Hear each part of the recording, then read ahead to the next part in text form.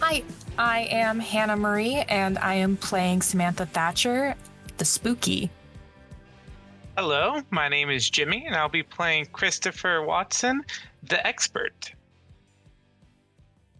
Hi there, I'm Stabbykinz. I'll be playing Callum Reyland, the spell slinger. And hello everyone, I'm Grizz, and I'll be playing the town of Willoughby Falls in its entirety. How we doing, players? Woo! Very spooky.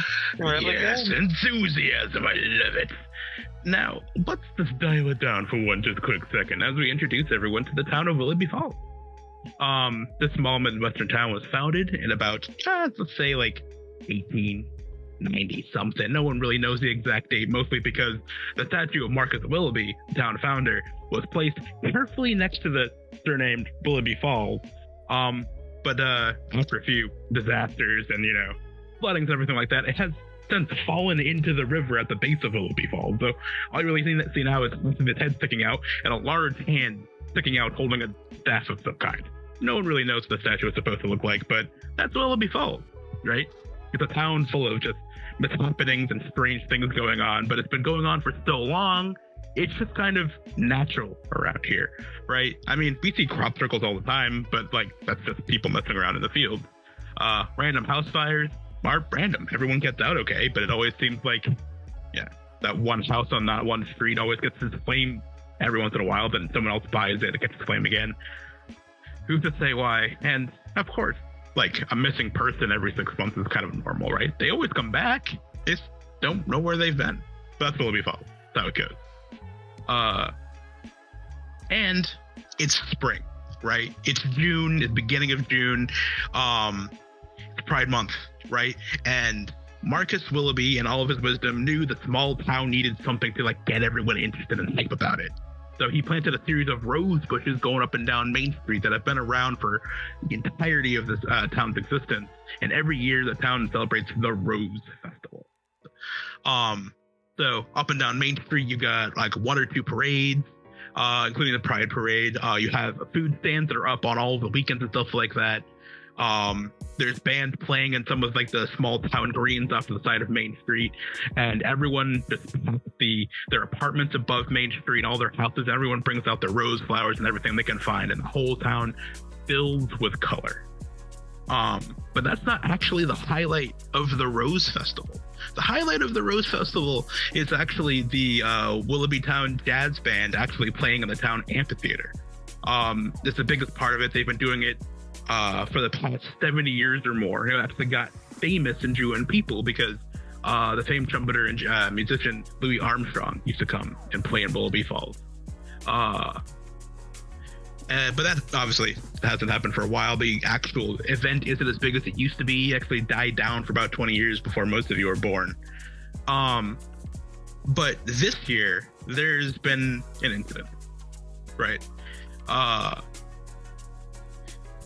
One of the town gazebos, one of the smaller bandstands where some people like to play or practice once in a while,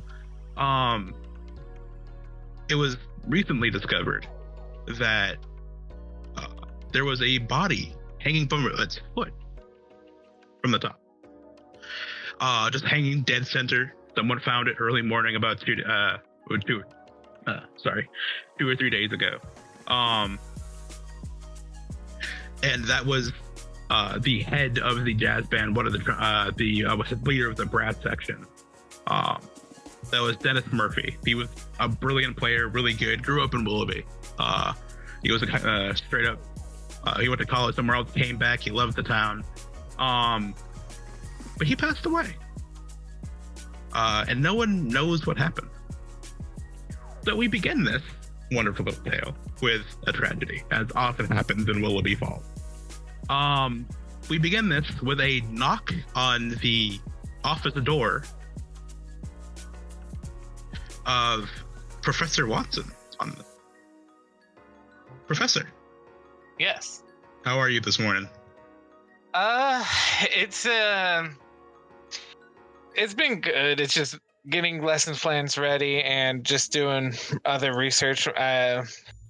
For pretty disorganized when it comes. So there's a bunch of books open on like random pages. Some takeout is in the takeout is all across the room and stuff like that. And I'm just look up basically just from like done reading like, yes, come in.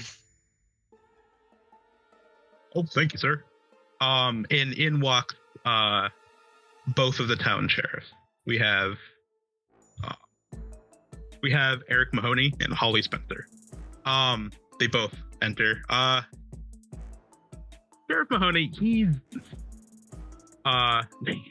what he makes up for in his overall height, he makes up for his overall presence. He's important and he knows it. He has thrown his weight around this town for quite a long time. A darker skin, you see like pepper white in his hair and stuff like that. The classic cop mustache that you could see trimmed easily this morning.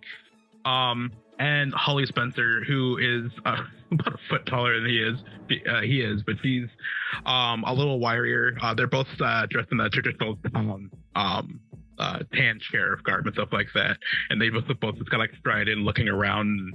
And, Sheriff Mahoney whistles. Damn, got even more books than last time, bro. I need every book that I could possibly get a hand on. Just doing research for some papers that I'm supposed to be doing here the next couple of weeks. Well, you're gonna have to put that research down, sir. Help me. Help me with another one. I'm sorry. No, it's fine. What is happening? Well, I mean, you heard about Dennis Murphy, right? Yeah, I did.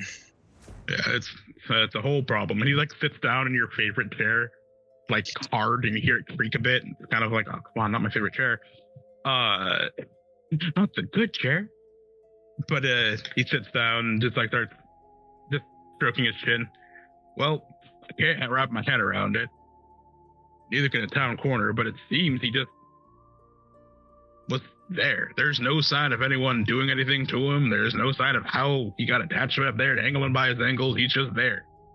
Dead. Just happened. Just full on there, yep. Dead, hanging. Absolutely. You know, Mayor Wiggins wants this wrapped up as soon as possible. I mean, that bandstand's kind of on the main path to the actual amphitheater. For this to happen, you know the Collins family, like... Yeah, I do. Yeah. They do their best, but Tinsel Theatre used to what it used to be. Yeah, we need to, yeah, I'll be able to help out with this. Just, yeah,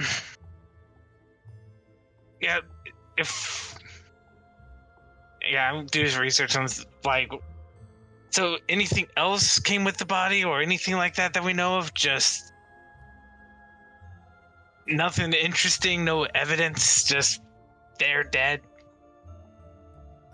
Well, I mean, this used to happen all the time, right? I think you're old enough to remember that. Well, there used to be all kinds of deaths around the Rose Festival back in the day, but it's been like 20 years. We couldn't explain those either. I was just up of a sheriff back then. Yeah, that I didn't remember that. That was starting to peter out after a bit. Yeah, that is weird. Yeah. I'll definitely have a look at our records in here and have a look here and see if there's anything going on in terms of weird events or anything like that, or if we can track on possibly who could have done this or why this happened. Well, first thing, Professor, I prefer you just come look at the body. Yeah, I will definitely look at the body, of course. Yes, of course, of course. Any of their other hobbyist friends care to come look at it, give them a call. We'll be down over at the station. Yeah, I have a feeling that they would both like to have a look at it. Yep, I will contact them. All right, thank you. After we do that, we should there's another reason I want to talk to you about it, other than just things like this happen all the time where we just can't explain it. Something you gotta get used to on the job. I think Holly's getting more used to it, and you see her nod. clearly anxious about that fact. Well, what's really bothering me, I'm pretty sure the other band members are spreading rumors about a haunting, and I can't be having that either. Yeah, that's the last thing we need, isn't it? Well, Those aren't real. All right, you see him get up and the chair creaks again, like, and he's like, "Oh, my favorite chair." just slightly pinching the bridge of my nose, I'll meet you down over there at the Tinsel Theatre, and I'll be down with the coroner. Does that sound good to you, Professor? Yes, that sounds good. All right. Are those glazed? And he points at some donuts on your desk. Yes, they are. You want one? Oh, no, my wife will kill me. If you have plain, though. You can always claim that I didn't know it was glazed. Oh, that's why you're that's why you're in the community college. That makes a lot of sense, actually. No, I can't do it. I won't. I'm a good husband. They're from the local bakery. Yeah. No, I won't. Ollie will leave. Like Mark is out the door. All right. And I just start because I've been technically in this office for possibly a day or two now. I just it's like okay, before I call it better, start picking up stuff and throwing it in the trash, and at the same time start dialing up the friends. Yeah. I think one of them lives in a tent, but let's see what happens. I'm gonna call Samantha first. Sure. A ring-a-ding-ding. It takes at least one or two calls for Samantha to answer. Mm-hmm. And then by the time she does, it sounds like very distracted. She's, yeah, what? Hi? What? Hello? Samantha, it's Christopher. How you doing? Well, I was in the middle of something, but I guess I'm okay. What's going on? Remember the apparent body showing up on the amphitheater? No, I definitely forgot. Yes, I remember. It happened very recently. Sheriff came by. He wants us to have a look. Again? Yes, again. Offering him a donut didn't work. It's the glaze. The glaze never works anymore. You need to keep some plain on retainer. You know this at this point. I do. I just I thought that because it was the new local bakery, I thought that could have worked. I just hate plain donuts. And you're right to do so. But okay, where are we meeting up? Tinsel Theatre, and with the coroner. Okay. Have you gotten a hold of Callum already? Not yet. Do you want me to go by and pick them up, or are you gonna? That would do it be yourself? much appreciated.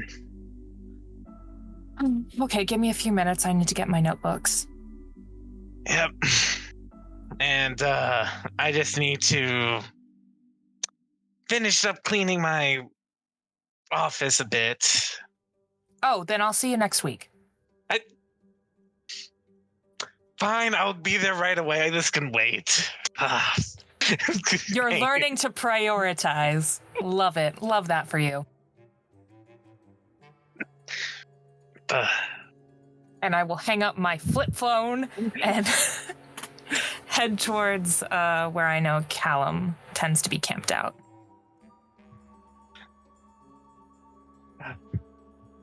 All right, we're gonna goosebumps transition to where Callum is located. Yo, Callum, where you at? Well, currently he's taken up residence in an old shack out in the forest, kind of on the outskirts-ish of town.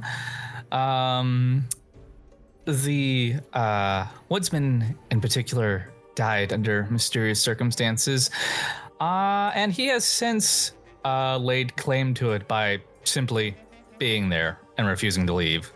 So that's currently where he is right now, continuing to be there in this rickety shack. That's where he is. That's where he is. Samantha will walk up the path towards the shack, occasionally seeing ghostly figures pass by, but she ignores them. They're always there. She'll give a quick knock on the door. I don't care who the IRS sends. I'm not paying my taxes. Once again, it's me, and once again, you're going to end up in jail.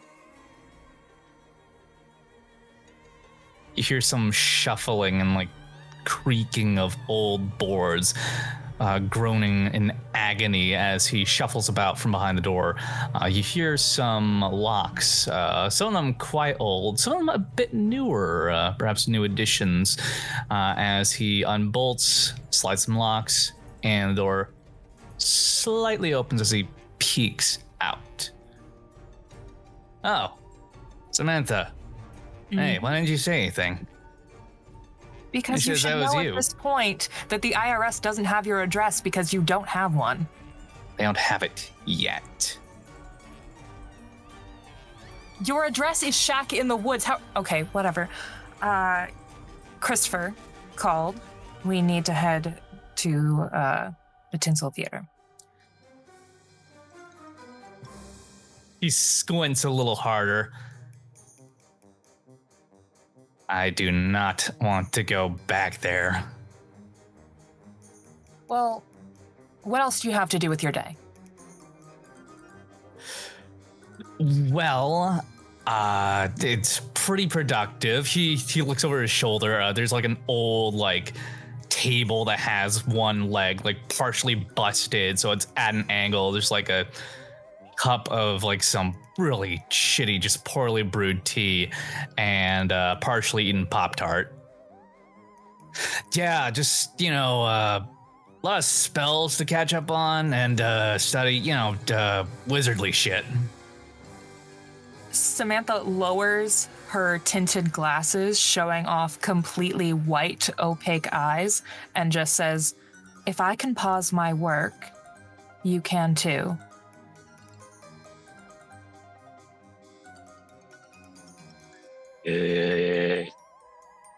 All right, fine.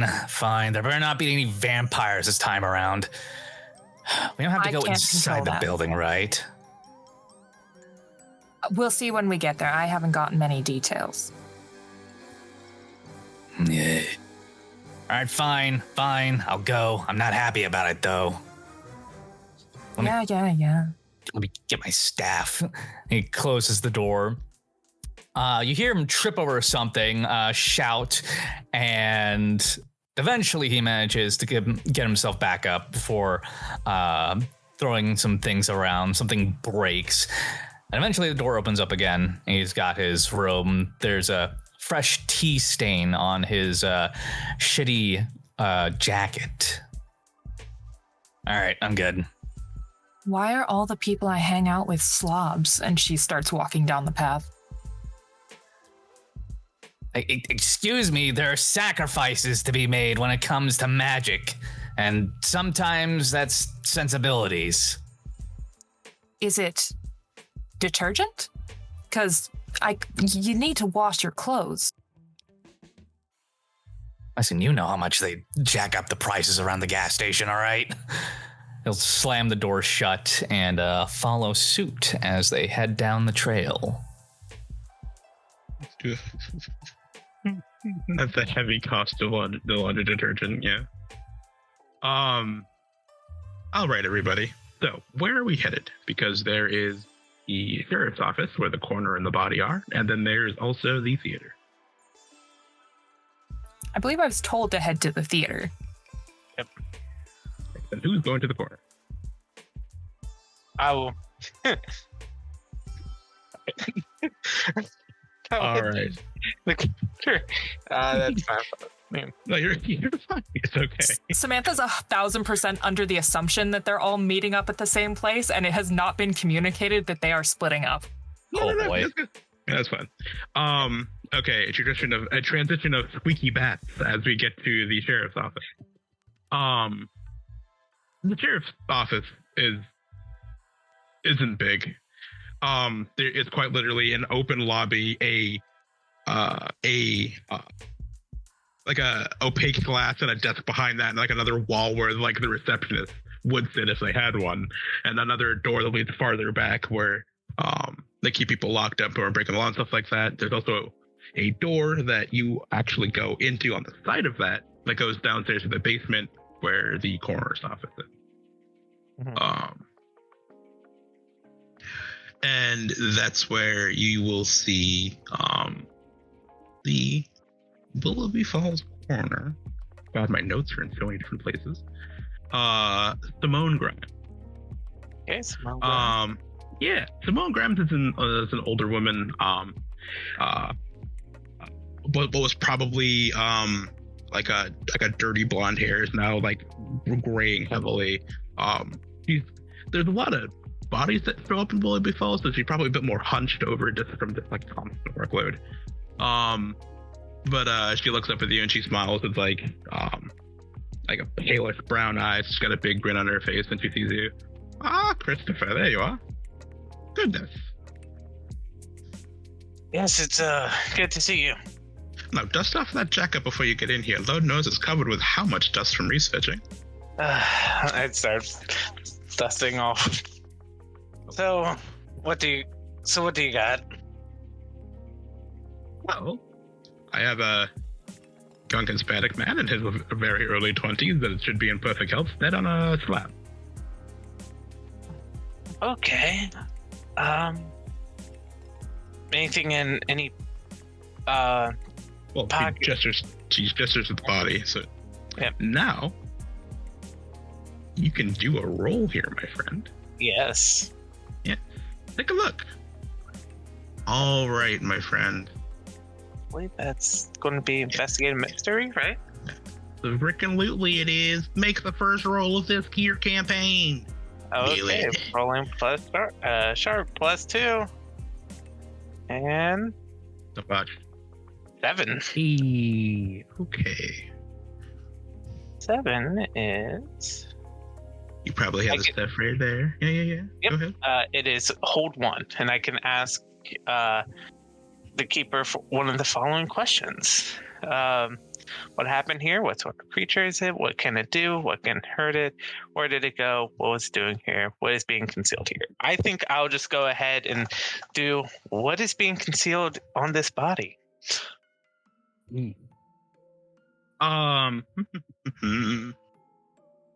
So in your time of researching and understanding the occult and the arcane and all the goofy shit that happens in Willoughby, you're used to seeing some really weird shit. Now, the sheriffs are correct. There's nothing that's technically wrong with this body. He appears to be in perfect health, except for the fact that, he did. That's a whole problem, too. So as you're actually looking over the body and stuff like that, you start to look at his wrists and stuff like that and farther up his arms where just ever so faintly. I mean, his skin is a relatively dark brown, but it seems just a tiny bit darker in some spots. And with a roll like that, you were able to tell what is concealed are handprints. As if someone or something picked him up. Or dragged him, maybe. You're not sure. But to the untrained eye, it would look like he's in perfect health and he just found himself up there. But with a cranium like that, you're able to tell something put him up there. And of course, I'm just going to also say this. So I'm going to be as professional since this is not my first time. I have put on gloves to not mess with the body as much. Not like the typical... I'm just going to handle this. Yeah, which Dr. Grimes deeply appreciates. Yep. Dr. Grimes, did you see these markings here? It kind of looks like handprints. What? She goes over and she wheels over in the chair that she was sitting in. She was looking at other evidence, and pulls down one of the heavier microscopes down that they were able to afford a couple years ago, because she finally went, if I don't have it, I'm leaving, and the town panicked. Yeah. And takes a much closer look and like dials it down and goes, goodness, I never would have noticed that.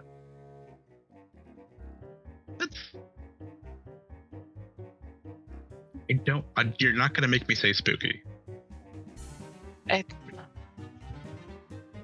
Come on now. At least once. Mr. Watson, I will never say spooky. We'll get you to say it one day. But yeah, this is still a little bit weird.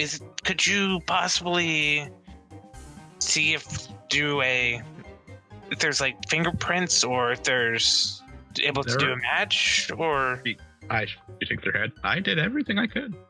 Huh. All the basic stuff anyway that we can actually afford to do. These handprints that's just you having a disturbingly good eye for that kind of thing. Yeah, that's... There was nothing found in his clothes or anything like that as well to give a hint. Or... Say again? Alright. No, say again, I didn't quite hear you. Oh, I was just basically asking, there was nothing in the clothes, basically. There was nothing in the clothes that they found or anything like that. No. Well, there is the key to his locker at the amphitheater. Oh, really? Yes, Okay. but I'm pretty sure Sheriff Holly has that. That's going to take some convincing, or I have to bring Holly with me to have a look. Out of character, Holly is there. That's the person who went to go meet you at the theater. Sheriff Mahoney is here at the station to meet you. Yep. You're okay. That's my thing. You're okay. Okay. All right. So there's handprints. Okay, and thank you very much, Dr. Grimes. Thank you. Absolutely. Come on back if you learn anything else, and also just be careful. Okay. I will. Gotta hurry over to the theater. I think I kind of forgot to mention. After Raj, I think I forgot to mention I was coming over here. Shit, Samantha's going to be pretty upset. Oh, I think there'll be forgiveness one day. I just have this far off look, like, yeah. I never said in this lifetime more than next. Get going. All right, thank you. And I'll start heading out to the theater. Mm-hmm. You head out to the theater. Spooky transition. All right, it's getting increasingly spookier. My transition. The Tinsel Theatre. So for the audience, this is one of the locations I asked the lovely members of my cast to come up with. Specifically, Stabbykinz came up with this. Stabby, do you want to describe the outside of the Tinsel Theatre? Yeah, the outside of the theater itself, there is a lot of old neon posted up at the front of the place, sort of kind of winding around in very cursive and pretty font that has unfortunately fallen into some disrepair. A lot of greens and purples that are kind of intertwined into the whole theme of this place. It bears a mildly dented in metal roof with some fairly decent concrete walls that have kind of gathered a lot of the dust and the pollen from around the town and hasn't been quite cleaned up very nicely. And where it has, it's like very obviously patchy in terms of job. And the entrance has a admittedly nice sort of tile walkway going up to the box offices and the front entrance of the Tinsel Theatre. Is it Tinsel Town or Tinsel Theatre? What's happening? Oh, Tinsel Theatre. Ugh. My notes, they're imploding. I did so well. All right. Do you want it to be Tinsel Town? Nah. Tinsel Theatre's fine. All right. And that is where the three of you meet up. Albeit Christopher a little bit out of breath from, pulling. As the two of you were waiting in front of the theater for him. I will never forgive him for this slight. Samantha has arms crossed, foot tapping threateningly. First time, shame on me. Second time, shame on you. Third time, murder. Not Moida. Please don't murder just yet. Wait, so how many times is that? Do I get to burn him on the fourth time? We'll talk about it. All right, dope. As we have been waiting, my question is, how many ghosts do I see? As I have the sight, I am able to see spirits and possibly communicate with them if they're in the mood. So Willoughby Falls, for a small town, has a pretty good amount of ghostage. You see a couple ghosts on every street, no matter what. Some reason most people don't pass on in this town, usually because of unfinished business, and usually because other things finish business. A lot of people die because they're murdered here. That's just one thing. But great town, lovely elementary school and high school, great racquetball court. Willoughby Falls is great. Anyway, freakishly enough for you, being the spooky, in the vicinity of the Tinsel Theatre, you do not see a ghost. That's even more disconcerting. It is, but you don't. How often do you actually visit the theater before I continue? Not super often. I'm not a super social person. If that hasn't been communicated by how I express camaraderie. Clear, no. And that aspect, you don't actually visit the theater often enough to know how many ghosts are actually around. But at this moment, there are no ghosts. Have any birds returned to start nesting again in the slightly disrepaired neon signs since the vampire incident? There hasn't been a vampire incident. Don't throw that shit in here.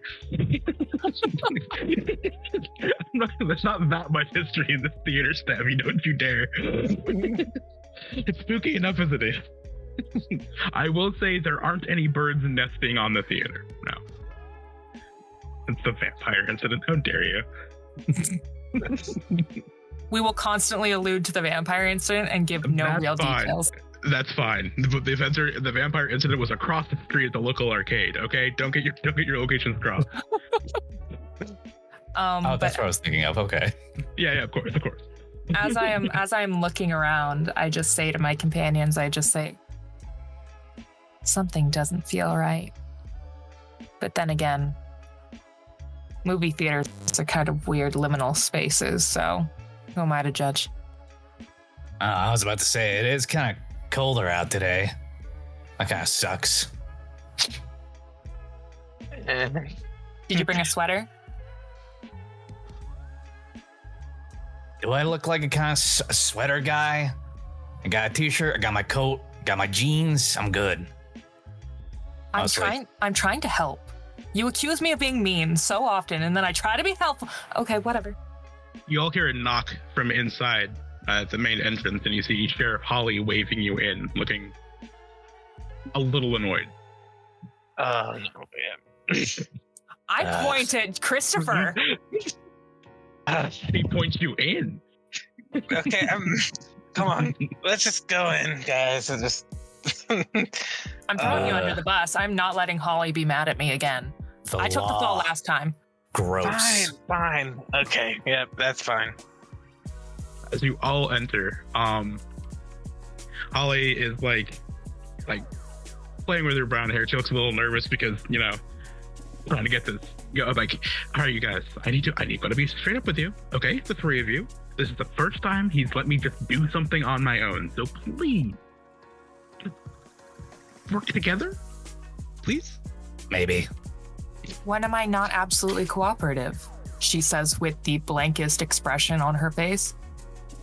As a cohesive unit. Look very slowly at the other two. Okay. Willoughby, Yeah, cohesive. Shit, that reminds me. I need to get duct tape. I hope they haven't upped the prices on duct tape at the gas station. Now we're following me and starts walking into the actual theater itself. So because I think we keep on adding different parts of this theater. the Tinsel Theater is a movie theater. It was primarily just a stage theater until then. The actual screen can be lifted and lowered. It was pretty expensive and it barely works. But it is primarily a movie theater now, but for the purposes of a few stage plays and the actual jazz band playing for this entire festival, it has actually been lifted. And I'm actually going to give you guys a map. You see a map as you pass through one of the two main double doors. Oh. And it is a very old map because no one has updated it. And it's the coolest one I can find. Boop, boop.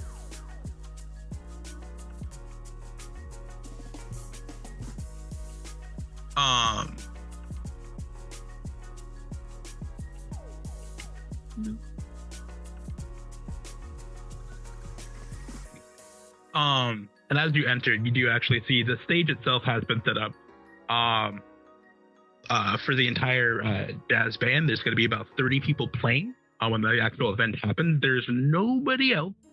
The you four, and you see about 2 other people out on the stage, just straightening up everything, setting up music sheets and getting everything ready to go.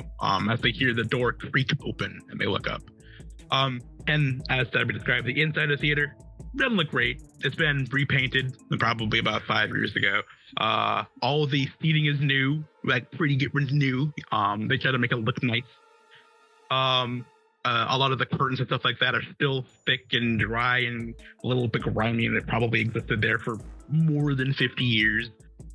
You can definitely see spider webs and just dust collections on the very upper balconies and stuff like that, because no one likes going up there. 1, it's spooky. 2, the stairs are bad. 3, the stairs are bad. And 4, do not go up there. The stairs are bad.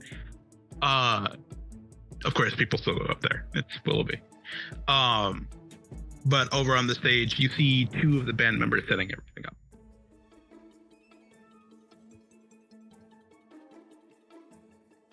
up. Is there anything partitioned off?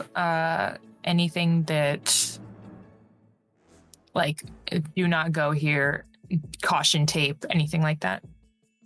You do see some caution tape on the stairs leading up to the vestibules and the upper balconies. Most of it's old and yellowish and been pushed to the side because people don't read signs. Okay. I will, I'll look at Holly and Christopher and just say, would you mind giving us a little bit more of a update? Some more details, maybe? yeah. Well, what did you, Holly looks a little embarrassed. No, go ahead, Professor. Well, I went by the coroner office. That was the reason why I was a little bit late. Sorry about that. Looked at the cadaver, and yeah, it looked a little strange because there was like handprints on him, basically. Very, very small handprints. Or just like very hard to see. Where on the body? Mostly the arms, I believe, right? And Who are you asking, Christopher? the Yes. Take notes, Jimmy. It'll help you. I promise. Yep. All right. Yes, they were on the arms. Yep. Yeah, they were handprints on the arms, basically. And you said they're small. More like they were very hidden that even Dr. Grimes couldn't really see them until they brought in a magnascope to have a look at it. Odd. Do we have access to his personal effects? Actually, believe...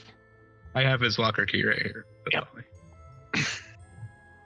At that moment, I'm going to do a cursory look over Holly's thoughts, just to see if there's anything sticking out in her mind that Christopher might not know.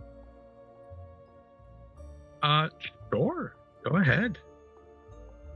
Would that be a, I think it let's should see. have the rule on the ability. Investigate a mystery. And investigate a mystery, which is sharp? yeah, if it's yeah, it's not read a bad situation in this circumstance.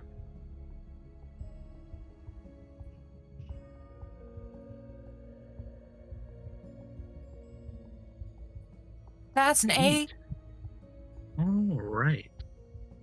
You get one.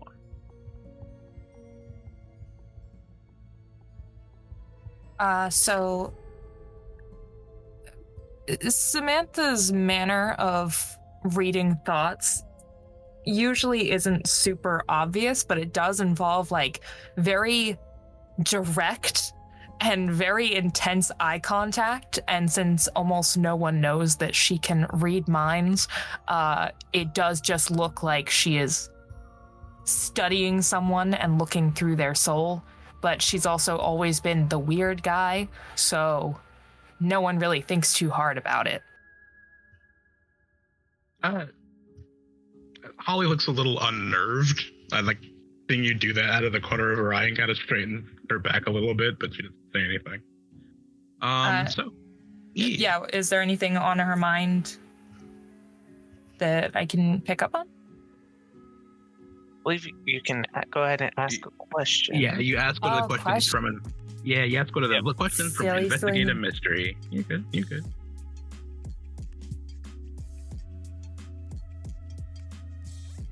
And that is just for you. It is what happened here? What sort of creature is it? What can it do? Yeah, no, I got it on the in the book. Okay. Sorry. Yeah, So I think the question that is going to be asked is, what is being concealed here? Is there something that we don't know? Okay. In Holly's circumstance, because she is getting increasingly nervous about the fact that her and the current victim, Dennis Murphy, did actually date a few years ago. And she's getting increasingly angry with Christopher every time he uses the term cadaver, because he's not a cadaver. It's Dennis. Dennis is a good guy. Dennis really helps out the community. But she's also she is a sheriff. She's also just a straight up cop. So she's very good at just hiding most of her emotions. You imagine that Sheriff Mahoney probably isn't nearly as good as doing as she is right now. Okay, I am gonna like lean into Christopher and just say, hey, maybe cool it on the cadaver talk a little bit. Yeah, sorry, I didn't. We weren't hired for our bedside manner, but Yeah, that's my bad. well, So, where did the murder actually take place? Was it I was here? Did we figure out that part yet? We still don't know where it took place. yeah, we just know but- where the body was found. But if we can have a look at the personal effects and see if there's any clues there. Oh, apparently I don't need to make a roll. I can just read people's thoughts and put words into their head. But it allows me to do other things. Like, it allows me to do the rolls without needing to talk. Yeah, you would still need to do the roll though. Yeah. No, sorry, I'm learning. Oh, okay. Yeah, no, you're fine. All right. It's all good. Also, sorry everyone, I posted the map in the wrong general chat because this is Howard Haven Studios, and I am a part of so many things right now. I'm gonna cry. All right. So I'm crying. I'm going to do it. So, yeah, you don't know where the body was. You don't know where he was murdered, but you do have other bandmates here, and you have his locker key. So, what would you all like to do?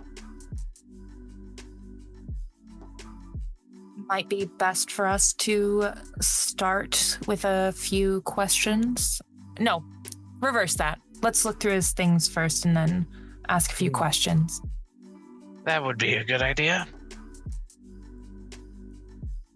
All right, digging through a locker. Now that I can get behind. You need to be way less excited about this. It's very creepy, and that's coming from me. Well, who doesn't like digging through lockers? You never know what you'll find. Okay, you know what? You're right. I apologize. I apologize for my rush to judgment. Okay, so Holly's like speaks up finally and just like walks up. I've got the key. He was coming with me to the locker because I need to supervise that. It is his personal effects. It could also be evidence. And he was talking to the other two. Oh, me. I think that Callum is very enthusiastic about digging through the locker. So, Christopher, do you want to go? Yeah, I'll head there. I'll head to the locker. There might be something I could glean from that locker. Out of character, she's saying one person go to the locker and the other two go back together too. I was saying Yeah. Callum goes to the locker because he is very excited, and you and I go talk to the. Yeah, that'll work. Yeah, just yeah. Much better strategy. Christopher, this is why you need sleep. Coffee is not sleep. It will be. I'm working on something. God, what that means. All right. So that goes for everyone. Coffee is not sleep.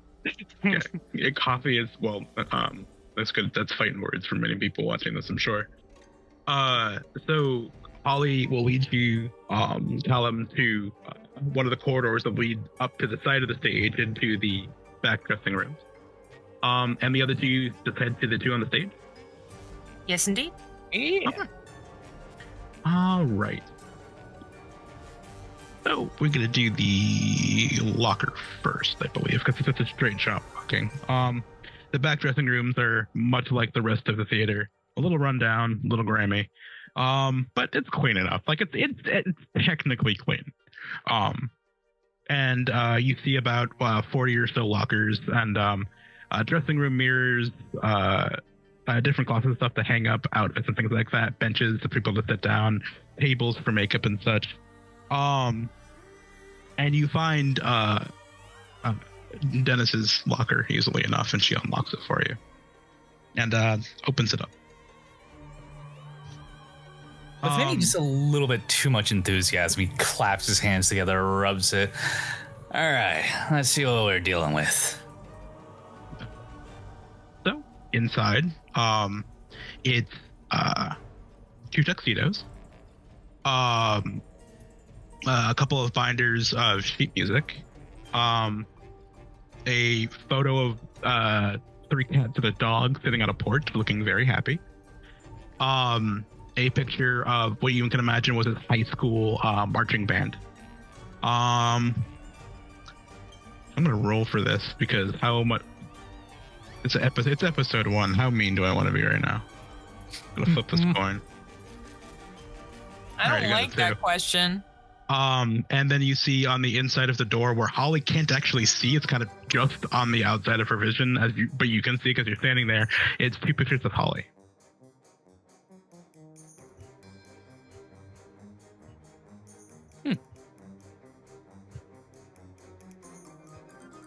Classy. All right. He kind of flips over the backs of some of the photos just to see if there's anything written on any of the backs. If you want to investigate it, you'll have to make a roll, my friend. Oh, all right. Let's go ahead and roll. Investigate a mystery. A mystery. All right, let's go. Oh. That's a Professional. Fortunate.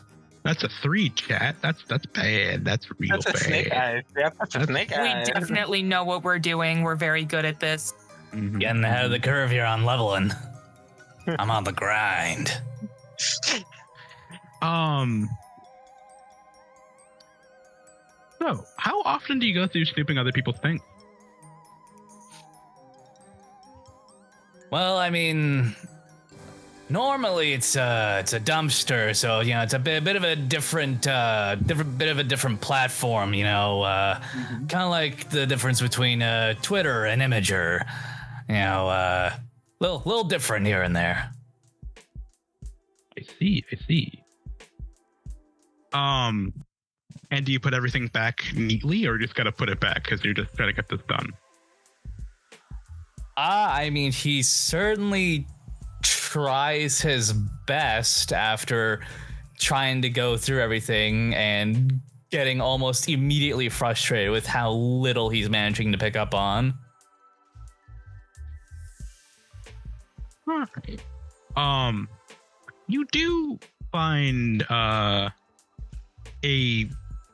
piece of a newspaper clipping in one of the tuxedo pockets. Finally, a clue. Come here, you. And he'll snatch up the little news clipping and unfurl it. It's just the top of the newspaper clipping, dated about 1984. It says Sachmo rides again, and as the an older man holding a trumpet with a smile. But he flips it over. Where's the rest of this clipping? Man, you gotta be kidding me. He didn't even have like the whole, like, not even like a little blurb attached to it. Oh man, what am I supposed to do with this? Holly. Yeah, what'd you find? You know anything about a Sachmo? I mean, that's Louis. Sachmo was Louis Armstrong, the musician. Okay.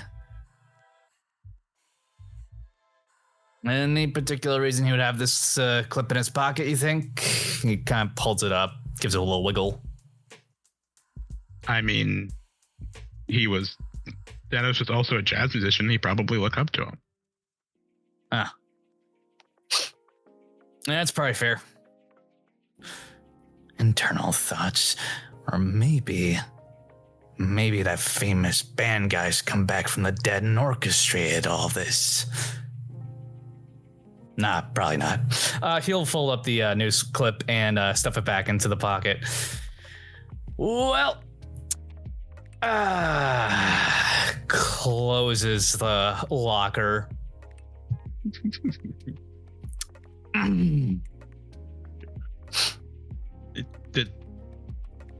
Okay. All right. And she'll just lock the locker. I guess let's head back to the others. And Hello, we are the others. Yes. So, Sabby, don't forget to mark experience for that bot. Oh, I already did. Yeah. All right. So up on the shining stage, you see two individuals, who you might have recognized from just being around town. They are, my notes are over with my other set of notes. Riley Owens. She's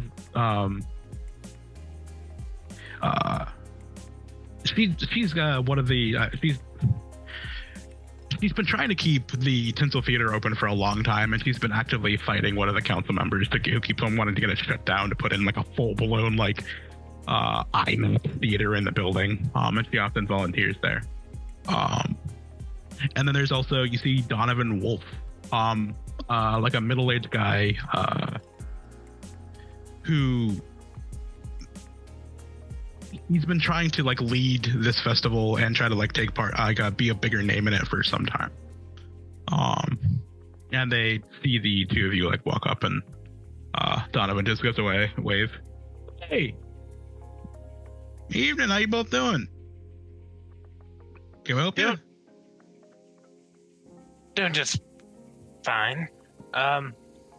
We're here to help out with the investigation on what happened with the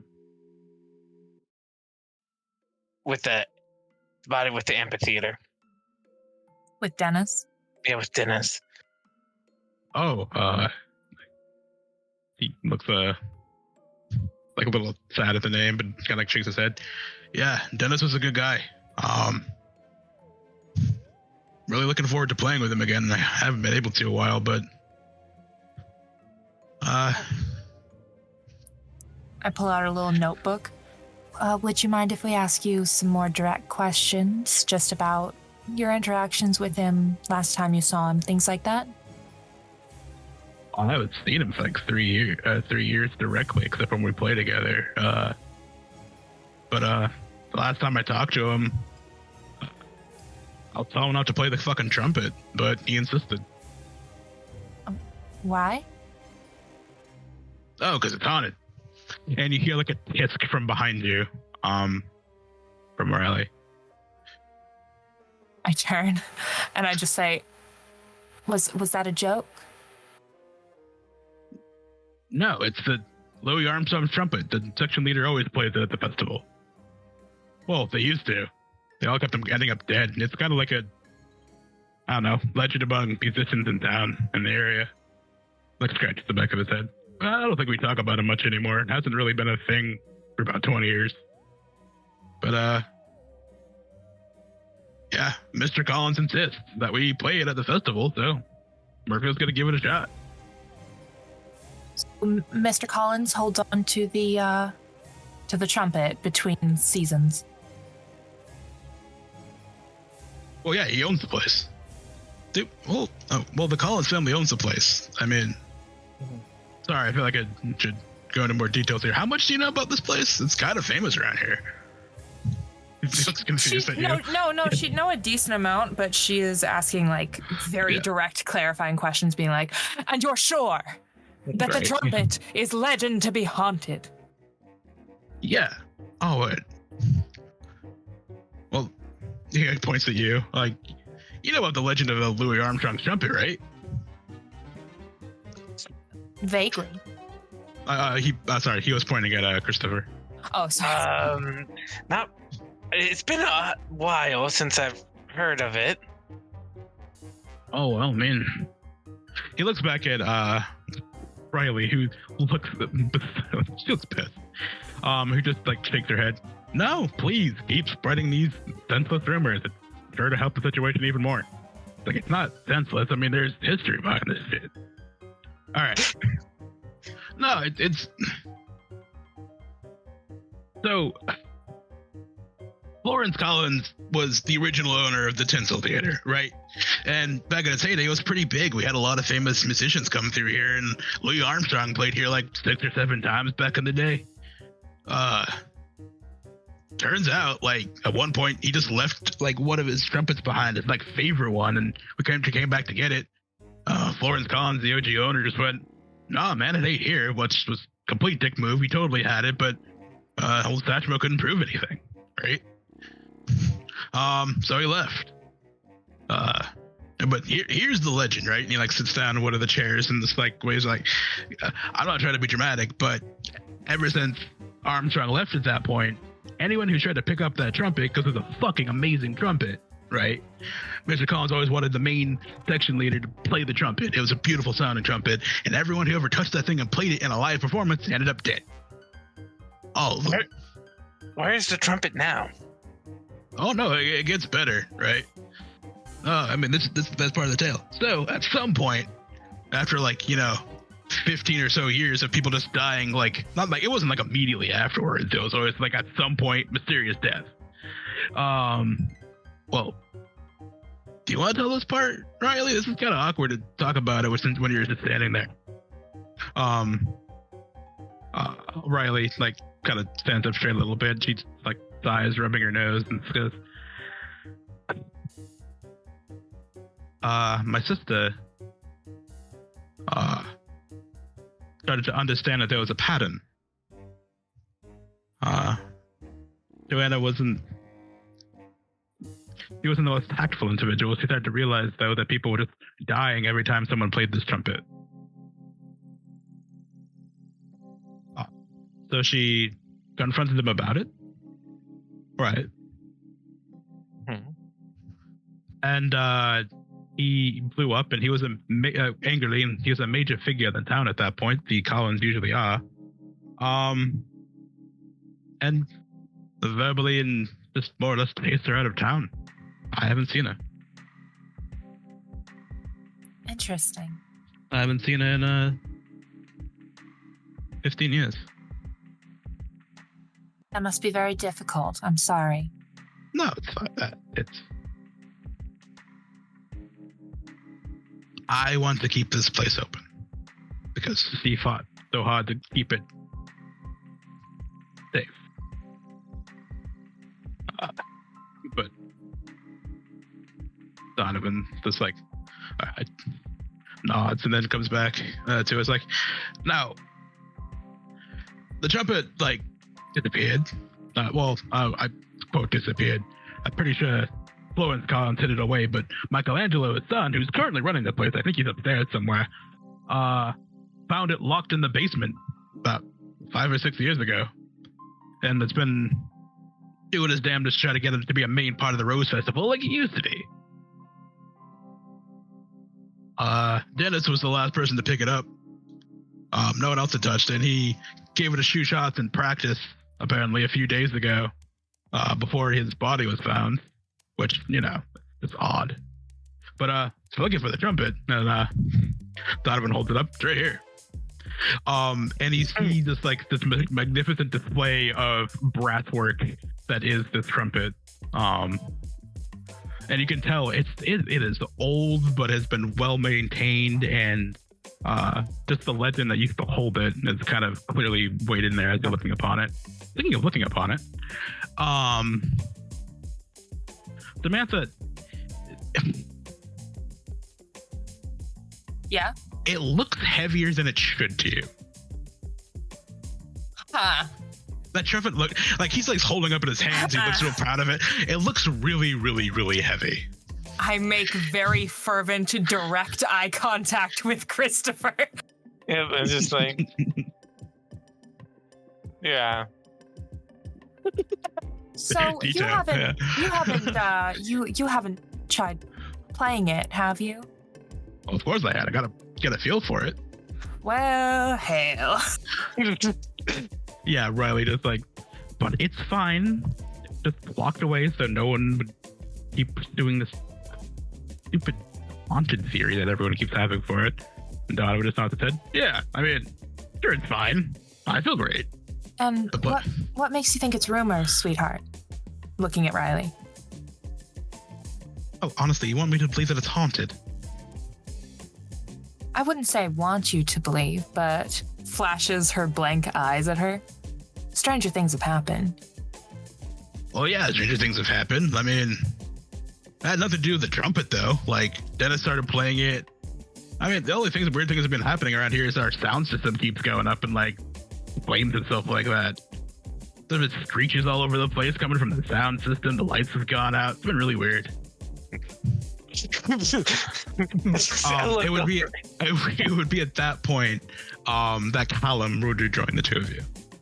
So as a part of my telepathy, I can put words into people's minds. So to Christopher, I am literally just going to mentally say, and this has happened before, you know, this sensation is just, this person would not survive in a horror movie for more than 2 minutes. I just look around for a hot second. So just to clarify, that is a move that you would need to roll. You can't just speak telepathy into people's mind. Oh, I'm sorry. I must have misinterpreted how it's written. Yeah, because in order to manipulate someone, you can put the concept into someone's mind as you're manipulating them without words. That's what that allows you to do. Okay, roger that. Sorry. Yeah, you can, I'll let you have like, you can send a very strong vibe towards someone and he gets the picture. I would like to manipulate Christopher. Yeah, oh my God. You can heavily manipulate them with, you can insinuate with vibes. I'll allow that. You are the spooky. I say all of this with eye contact. It's bad. Yeah. Just give a thumbs up. Dang, that's a nice trumpet. Hey, hand it over. Do not touch that trumpet, I say, at the top of my lungs with my full chest. She's like 3/4 of the way to touching it, just kind of like turns blankly looking at her like, eh? I mean, I get it, it's really cool, man, but this is like a priceless heirloom, though. It's also technically stolen and doesn't belong to anyone here, so I can't let you touch it. Doesn't belong to anyone, you say? That does not mean it belongs to you. Gleam in his singular eye. Oh dear. Yeah, I mean, but that thing's been happening around the trumpet. Like, I mean, when we couldn't find Dennis anywhere, this thing was like back where Mr. Collins found it. Actually, he won't tell us where that was though. Is Mr. Collins in right now? Yeah, he's upstairs somewhere. I think he's fixing the sound system again. It like went sparkly and angry a little while ago, like feedback. I look to the others. Would you mind excusing us really quick? I'd like to get a word, unless you have anything else you'd like to ask. Callum, Christopher? No, I'm pretty much good. My end. Nothing I can really think about right now. That whole locker business was a bust. I'll catch you up on what we found as we head up towards the sound booth, and I thank Riley and I wrote his name down, Donovan. Yeah, they just nodded like, yeah, if you need help. Riley looks at him so fucking angry right now. Will you stop talking about this legend? All right. Wait, hang on. What legend? What? I'll explain it to you. We'll explain it, Callum, on the way to usher him away. No, he's really excited about it. I call upon the power of exposition no jutsu to explain everything on the way upstairs. Explained. Yeah, no, and I will say specifically at the end of our little spiel. So, as light of a tone as I can put on it, Donovan's probably gonna die if we don't do something in the next, looks at watch that doesn't exist. Probably the next couple days or so. Dang, that's fucking metal. Oh, wait, no, shit, that's bad. Well, shit. Your priorities stress me out, Callum. It's... Well, I mean, did he have fun playing the trumpet? Because, I mean, if you're gonna go out one way, I guess playing a trumpet would be a pretty good way to go. Oh my god, I am surrounded by the worst bedside manner in all of the world. But that kind of makes sense. What a bedside? What? He's not dead yet. There's no bedside involved in this. Okay, you know what? That's fair. But still, the principle is still there, even if the literal translation isn't. Listen, let's refocus here, all right? Because we still got 1A Collins to meet, and frankly, I'm excited for this conversation. And no. No. I was just gonna ask what he found in the locker. And we're back. The door, the mighty door of mystery. Yeah, you're at the sound room, and you were asking Callum a question. Yes. Callum, what'd you find in the locker? You said it was a bit of a miss, but I don't know. Could be something. I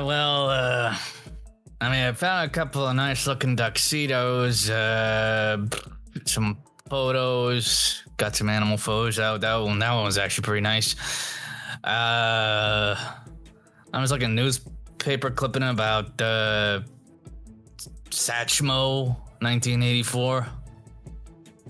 That's in reference to Louis Armstrong. So are we all in agreement as to what's going on here? A little bit, I believe. Also, I should know the actual Louis Armstrong died in 1971. Christopher would probably know that. Yep. But wait, Sachmo. That's kind of impossible. Oh, rides again. I assume it's a reference to, oh, this person is just as good as so and so and so and so. Possibly, but it was just a clipping. I turned it over and stuff. Wasn't really a whole lot of text attached to it. We could probably cross-reference it at the library after we talk with Mr. Collins, see if we can find the full article. I might actually have something in my... Yeah. That might work. Might go to my place because I think I have something. All right. Absolutely. But let's talk to Mr. Collins. Absolutely. Oh, yeah.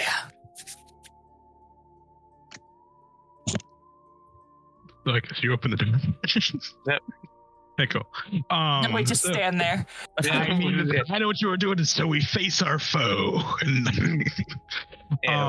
You open it up, and over the soundstage overlooks the rest of the theater. Lots of really new equipment up here. A lot of actual like cardboard boxes with like plastic and foam as if something was just taken out. Long strips of wires and cords and stuff like that, just like a litter the ground. And you see a taller gentleman with longer white hair. His back is to you. He's wearing like this high collared, like somewhat purple, somewhat purplish black leather jacket, and it kind of flares off to the sides, and he's wearing bell bottoms. You hear him like muttering to himself as he's trying to like fiddle with some of the equipment. Mr. Collins? You see him hold up a finger as he continues muttering to himself. Here, let me see what I can do. Yeah? Sorry, I'm also muttering to myself. Okay. And after like maybe 30 seconds, he turns around to you, and you see this like really long, drawn face, pointed nose, got a goatee that wraps around into like a nice fine point. His eyes are kind of sunken. He honestly looks like a hard rocker from the very mid-80s. And he has a little bit of mascara underneath his eyes. And like he looks at the three of you and just says, "All right, saw you downstairs, but I didn't think you'd be coming upstairs. What can I do with you? What's happening?" The moment that Callum actually gets a look at his face, you just see the enthusiasm drain from his expression. I didn't realize you were enthused. I'm so sorry.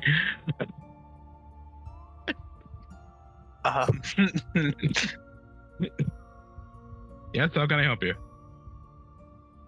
What's going on? We're here investigating about whatever happened to that one guy. Dennis, yeah, that's the name, Dennis. Knew it started with a D. Yeah, Mr. Murphy. It was a shame. He was a real talent. Hope we figure out what happened to him. But how can I help? I suppose I'm kind of busy at the moment. Might we ask when the last time you saw him was? 2 or 3 days ago. And it was here? Yeah, he was doing some rounds on the trumpet. The oh-so-haunted trumpet. You see him like roll his eyes. You're a bit blasé about that. Of course I am. It's not fucking haunted. It's a whole timey legend. My father put it away because the reputation was hurting the theater. Yeah, we understand that part, but did you come across? Do you know where exactly you found the trumpet that we could possibly have a look at that area? Trying to like raises an eyebrow because it would just be interesting to see where it is and see if that could be any clues on what happened with Dennis. Listen, I don't know the three of you, so unless you're part of the police investigation, I don't have a reason for you to keep digging around this theater. You can ask questions all you want, but do you have a reason to go down there other than, like, taking a look? Did Holly follow us? No. Heck. Look, the sheriff and the sheriff asked me, along with my friends here, basically to come down and help with this investigation. So we are just trying to figure out all the possibilities here. So if it involves a trumpet, you know how weird this town is. Jimmy, it sounds like you want to make a roll here. Yep. Yes, it does. Yeah. What would you like to do? I think I'm going to try to manipulate someone. All right, hit it. All right, that is charm, I believe, right? Can I help another hunter? Sure. All right. Do not roll yet. Roll to help someone, please. Okay. That's. Yep, we got it.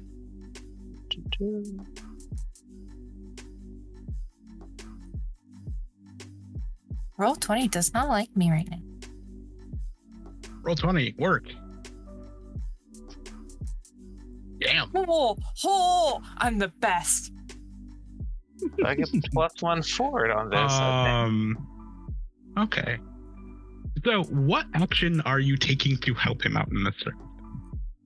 So to You help him succeeded, out, but yes.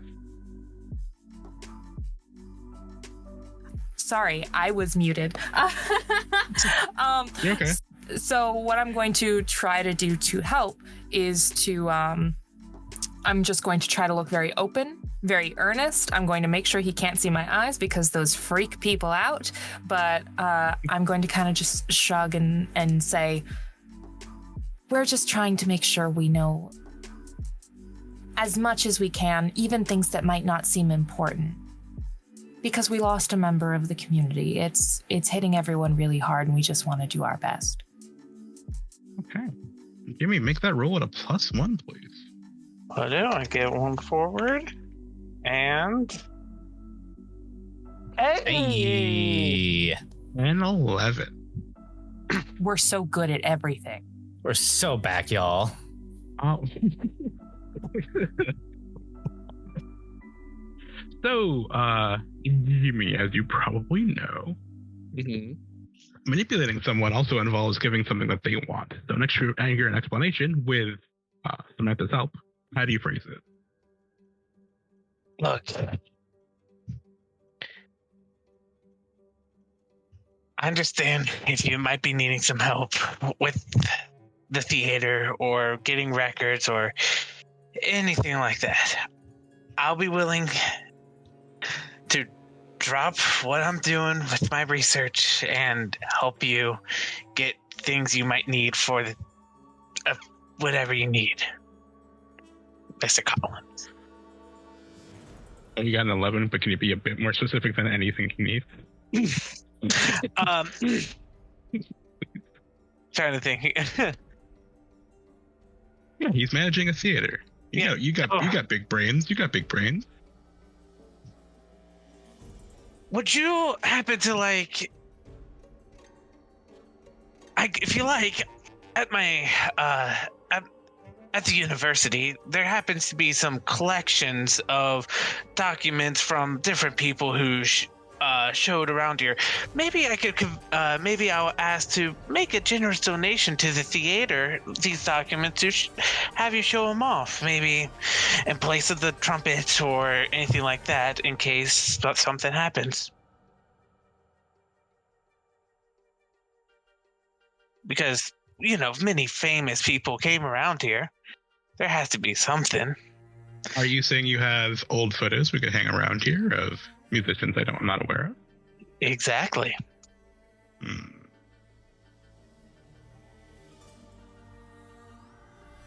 I don't suppose it could hurt to have another reason for people come around. Jesus. All right. You see him dig into one of his wonderful leather jacket pockets and dig out a set of relatively rusted keys. All right.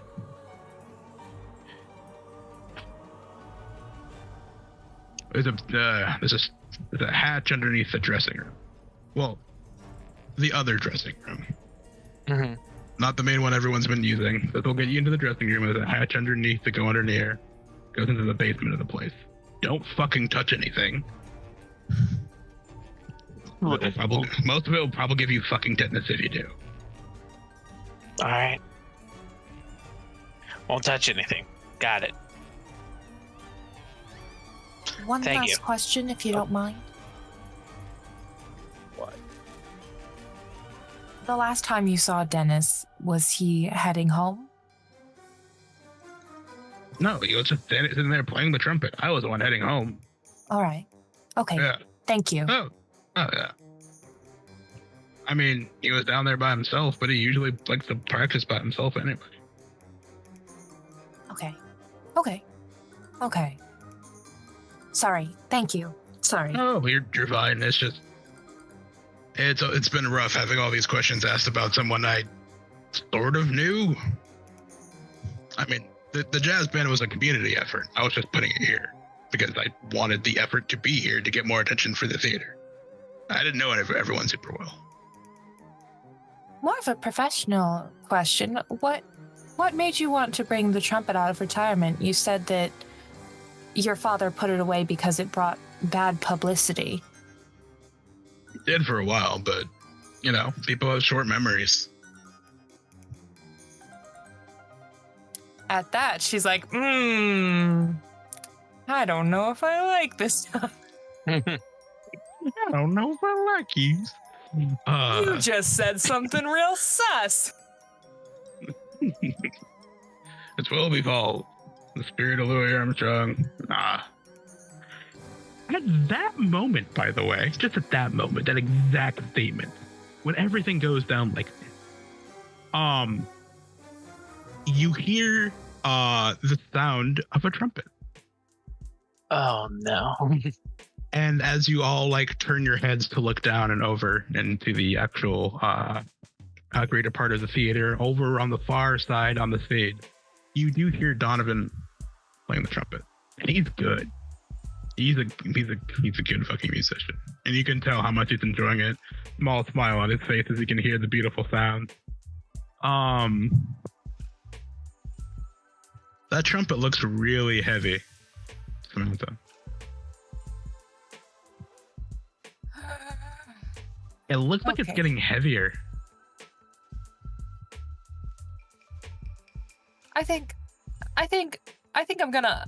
And she starts heading down the stairs towards the stage. Yeah, we better go continue our whole investigation. Nice meeting you, and he will. Before you all turn away. Oh, damn it! No. Samantha, as you go to turn away, something catches the corner of your eye. And as you look back over the empty space of the theater, there's an ethereal fig at the far end. It's like a lovely pale blue that's kind of floating up there. Long, flowing robes. Let me finish. Long, flowing robes. That you see just kind of throw its hands back. As all of the sound equipment in this theater lets out a blood-curdling screeching. The windows, some of the windows shake and shatter. The walls tremble. Donovan, you see him out of the corner of your eye drop the actual trumpet and clutch his ears. And you hear him and Riley down there cry out in pain. Mr. Collins up here yelps and ducks below, and it goes off for maybe a solid 5 seconds before it stops. And the figure dissipates.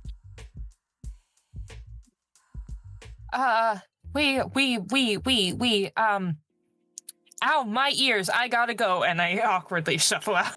What? God damn it, I thought I fixed that. Stupid reverb. And you see Mr. Collins said, I was like, see? Excuse me, I have sensory issues.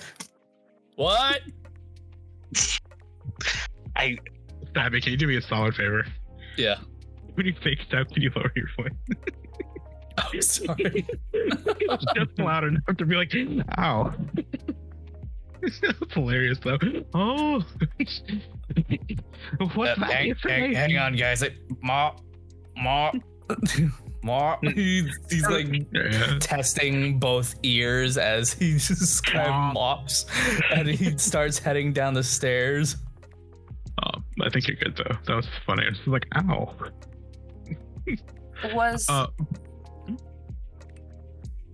Go ahead. Sorry. No, go ahead. My question was just: was the figure up in the rafters on the walkways where the caution tape is, or was it just in the back corner of the theater? It was in the back corner of the theater. It wasn't really near anything. Okay, I'm gonna hurry over to that spot, and if I can, I'd like to. I believe it's investigate a mystery with my sight. Well, yeah, I think in this circumstance, let me make sure this is right. It might be.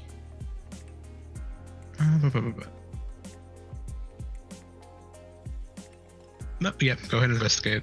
It might be read a bad situation. I have to make sure I had the definition right. Go ahead, roll investigation. So that is a sharp. Mm-hmm.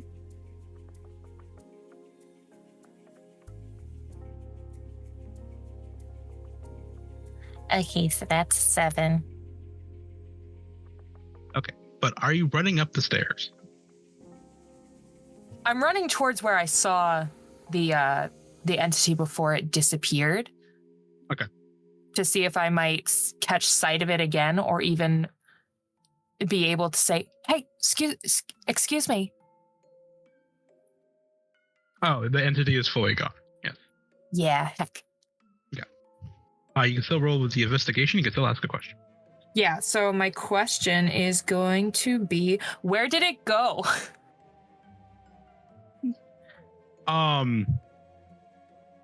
With your sight, because you can see the spooky shit in the world, it does look like it just kind of like, you see like a thin trail of silveriness that kind of like went behind one of the curtains around the stage and just kind of dissipated. Okay. It didn't scream in business, then dip. Okay. Yeah. So I tell the others just in a very low voice, because I don't want people to overhear that I can see ghosts, because did you other two follow? Callum is currently on a beeline to go grab up the trumpet. I'm following Sam. Okay. That was a freaking ghost.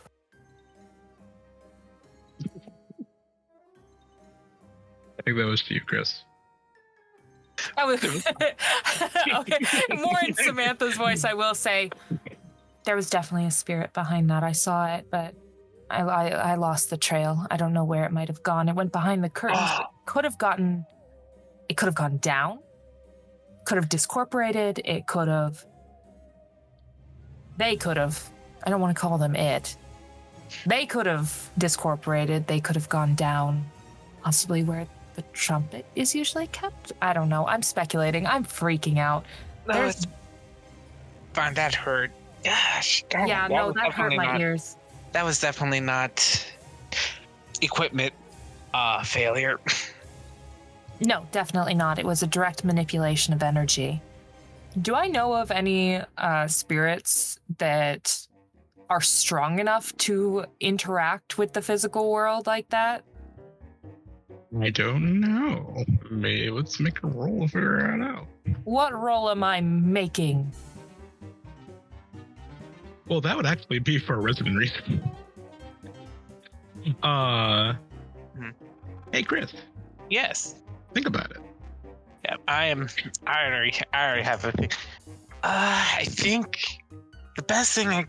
Do I need to roll for this, or is this just? Yeah, you do. Yeah, it's not like the top of your head. You've researched and you've understood. Okay. I'll let you go into that big cranium and think about it. Tell me. Yep, Tell me your secrets. Investigate mystery. All right. Yeah. All right. What's the? You get +1 forward. Yay. Okay. Yeah, I can. What? I got it. That's You can see everything. every equation. Yep. It's kind of my thing. I'm the expert. All right, as we go into the full beautiful mind equation, but it's just really old textbooks instead of the actual equations. Gregorian, panting, all the good stuff. You dig deep into your memory.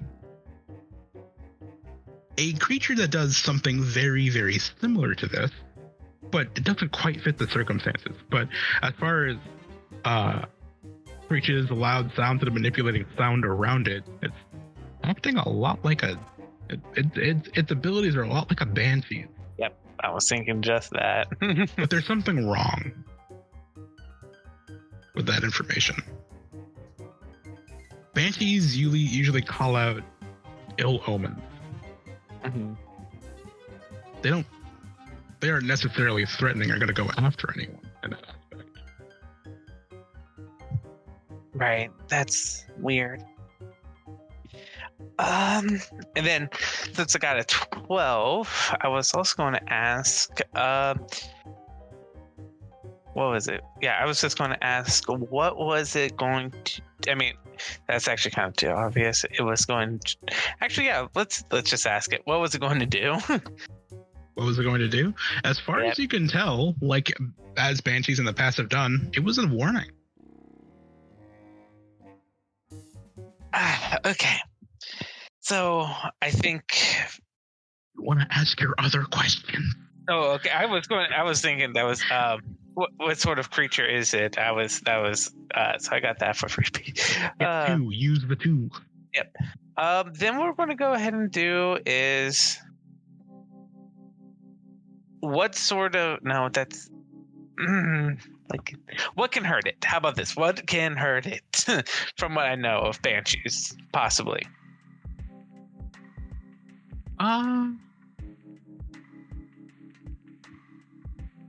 What you know of banshees?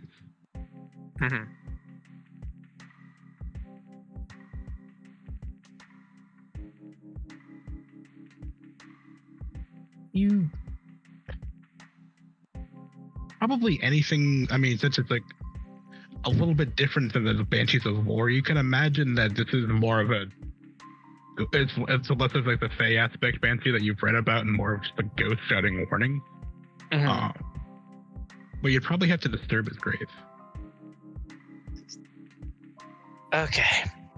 Disturb its grave. But but with your big old cranium, what it's doing and what you think is actually haunted doesn't really add up. Right. Yeah, that's Sam, that was a banshee, I believe.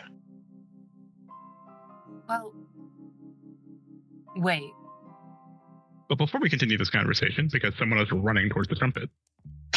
Oh, Get that trumpet. Yeah. So, Cal. Yeah. You're running. Are you a sprinter? You know, despite his lack of regimen in almost every other aspect of his life, he does actually run fairly regularly. Okay. So yeah, you run right up that across the entire theater, upstairs to the stage, across the stage to Donovan, who's like, he isn't doing WAP. He actually is clutching one of his ears, and you do see blood is trickling down the side of it as he's clutching it. Riley's like sitting next to him trying to help him up, but it's clear that he has a ruptured eardrum.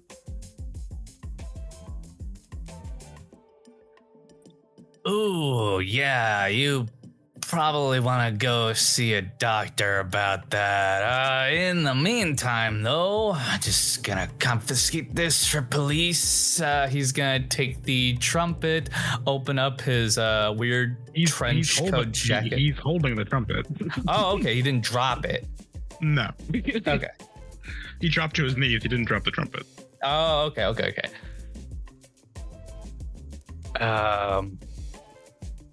So, why don't you go ahead and get that checked out? I'll hold on to the trumpet for you. You know, safekeeping and all. He looks up at you with a dazed expression on his face, and he's like squinting at you. And he just like shakes his head, and you hear Riley rather loudly, "I think both of them are fucked up. I can barely hear anything myself. I don't think he can hear right now." Jeez. Yeah. Okay. Why don't you? Yeah. Go ahead and just get the trumpet out of his hand just to be on the safe side, and haul him off to go get healed. Oh my god. You just I said haul him off. You just try to take the trumpet from him. There is that sounds like a lot. Yeah, he'll take the trumpet and just like shoo them both off to go get treated. So the moment you try to grab the trumpet, it's hot. Real hot. Oh. You know that bowl of soup you tried to eat the other day? You tried to take it from the microwave and the place snuck into, and it's too hot to touch? Yeah. It's like that. Okay. He will recoil briefly and then like tug one of his sleeves up and then use that as like a makeshift glove to grab onto it and pull. Yeah, he lets go. He doesn't. He's really disoriented. He can barely ascend to his feet. So you have it in your hand. You two go get treated and stuff. Have fun with that. He'll flick the trumpet over. Now, you need to do me a favor for me.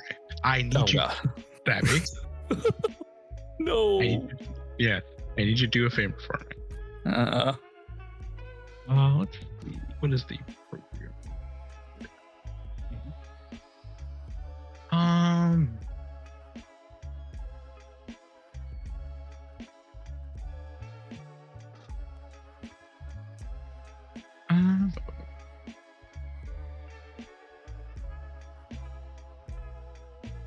I think as you're holding that, you feel like the presence of something rising around you. It's dark, it's hot, and it's annoyed. You're not terribly sure what you're holding on to, but if you don't keep your mind straight, you're not sure what's going to happen. I need you to roll under pressure. Oh boy. Oh no. Everything's fine. This is the worst one that I could possibly be rolling right now. Oh, good. That does not fill me with hope. Oh boy. Oh no. Oh no. Bye, Callum.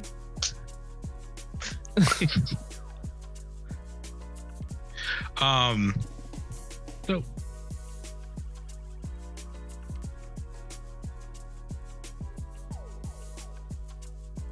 every day now, someone picks me up right after things get good.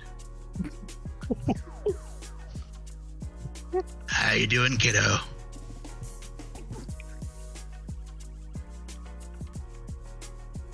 Oh man.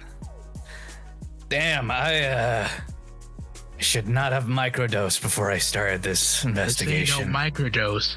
People used to do that in the day when they started hearing me, but you're hearing me right now. Doing a favor for my old buddy Louie. I don't know, it sounds like something my microdose would say. Louie keeps his promises. Want to do me a favor? Hey, what's up? What's up? He says as he's stuffing the trumpet. No, you're not. You, as you try to do anything, you can't move. You are stuck there, bent over with your jacket wrapped around this trumpet, And as the corner of your eye, you see a dark, shadowy form with wicked yellow teeth and the faintest glow of an eye above it. Out of the corner of your vision, just grinning at you. Why don't you give it a blow, son? I bet you got the talent for it. Wow, yeah, I don't know if I can doot, man. You know, dooting's really not my thing, you know, not part of my accoutrements. Even as you're saying that, you feel your hand slowly tilted, and you see that brass piece slowly go into your mouth. Oh, but I feel the need. Oh, no, I can't. Roll act under pressure one more time. Oh, God. Y'all, it's so over. Everything's fine. We're so back. We're back. I Cannot beat the power of positive thinking. I just gotta do. No. So, in this circumstance, what would you like to do? You can fully do it. You have full control now. Oh boy. Okay. He is going to wrestle with himself, and in the duration of him trying to resist this supernatural temptation to doot, he slowly manages to work more and more of his shitty trench coat off of himself until he manages to roll his body and essentially wrap the trumpet up to where he can let go, and he snatches the trench coat and is just holding it out from him as far as he can. Ooh. Oh, that's pretty good. I like someone with willpower. I think I'm gonna like you. Oh, I cannot say the same about you, friend. Oh, I get that all the time. That really sucked. Oh my God. Oh, it's okay. We'll try again soon. Talk to you later, boyo. Talk to you later. A question. Sure. Is Callum just talking to himself right now? Well, in the great space that is tabletop RPG, space and time, you guys wouldn't notice this because you're busy talking to yourself. Okay, roger that. Now, because space and time works as I will it, it's all caught up in the same moment. God, is that you? No. Entirely fair. But we're all caught up now. God, is that you? Hell no. All right, well, you're fair. Satan? What? No. Man, y'all just giving me names. So, yeah, it's all in the same moment as you both come to your conclusions and realizations, and Callum is dealing with his own rather toasty situation over there. Literally, as we had stopped, Samantha was about to say, wait, banshees are warnings. Yeah, I was about to just say banshees are. Ah, shit, Callum. We just both turn and Callum is holding the trumpet. He certainly is. We made a bad choice. You should have gone with Callum. We made a bad choice.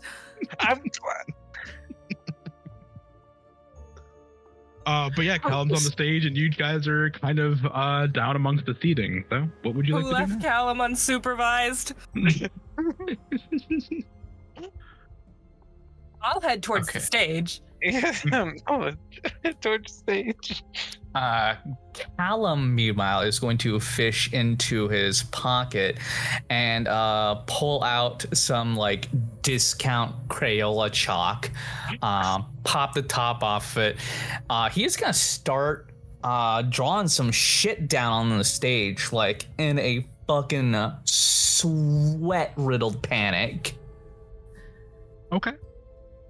What is he trying to do?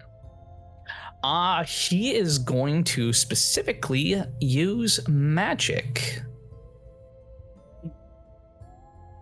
The effect he is trying to achieve.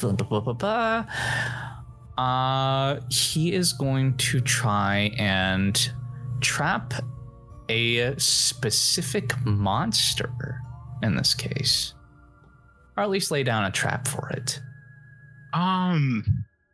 Okay. Can he prep that ahead of time, or is that something that he needs to do in the moment? With your knowledge of entities and such, this isn't necessarily something that's like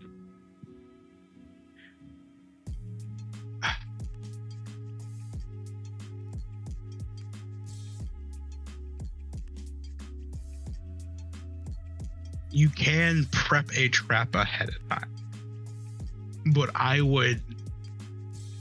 you would know with how entities have worked in the past that you should probably research what this is in more detail, because traps should usually be more specific to have maximum effectiveness. That is very true. You know what he would be willing to do though, as like just a preliminary test thing.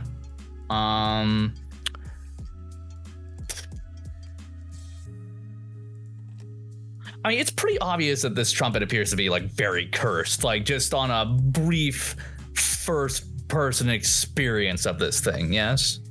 It has a magical or spiritual or supernatural thing attached to it, yes. You don't know if it's a curse or not. Okay. You could perform a magic something to find out what the fuck it is. Yeah, he is going to do that right here and now, because after that, he's not going to wait around. Sure, absolutely. All right, so that'll be a use magic roll then. Mm-hmm. Alrighty. Please don't fail me now. Next success, I'll take it.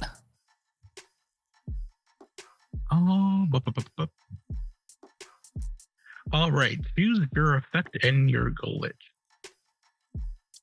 Wait, the keeper. Yeah. Choose your effect and your glitch. Okay. So in this case, for the effect, none of these effects seem to mention anything about gleaning any details from this object. But I could try and banish a spirit or a curse from the object. Mm-hmm. So I will go ahead and try to do that. And then do I pick the glitch in this case? Is that how that works? No, you pick the glitch. Okay, I picked the glitch. Okay. Man, it would be funny if the magic drew immediate unwelcome attention. But you know what? Let's go with problematic side effect. I like that. Are you sure? Oh God. Oh God. The reason problematic side effect is there is because it sounds the least dangerous, and that's why I love this game. But you got it. Okay. Yeah. All right. So you draw your magic circle. You say your magic word. Say your magic words. Say your magic words, Stabby Dammy. Oh, sorry. Spiritus expellis. And he is going to force his will into the magic circle that he's drawn. Obviously with the trenchcoat bundled trumpet in the middle of it. Right. So you the circle, you see the circle flash, and you feel it like heating up around you, and you feel the trumpet shaking the floorboard violently. And then it stops.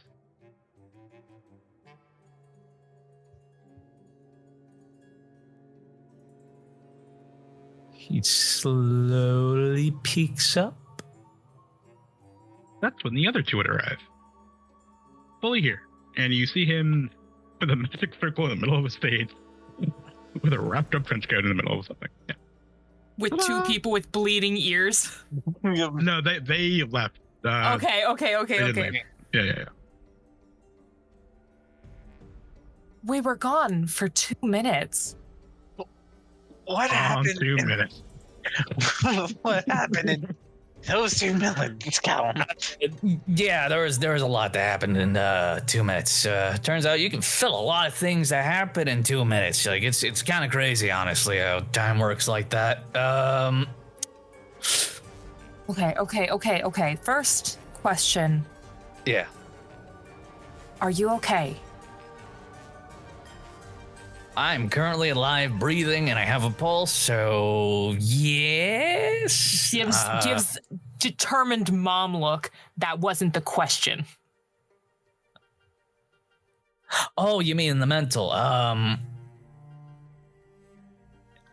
Maybe. Should we mention the hearing voices? I think you should mention that, pal.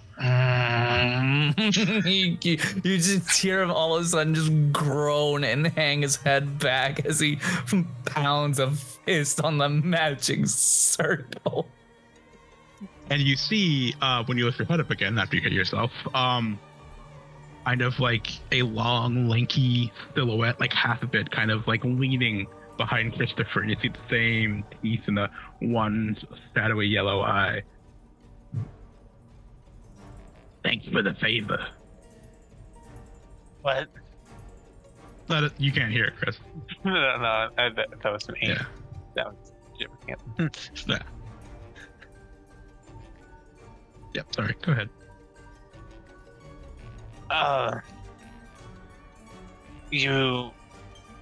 Okay, it's just looking at this mess. So you got the trumpet at least, right? See that? There is progressively more sweat on his forehead as he looks in the seemingly unoccupied space behind Chris and back to the trenchcoat bundled trumpet, back and forth. What? He unfurls the trench coat and is progressively more panicked. Mm-hmm. I will move to Callum and just put a hand on his shoulder if he lets me, and just try to talk really slowly and really calmly. I need you to tell me what happened.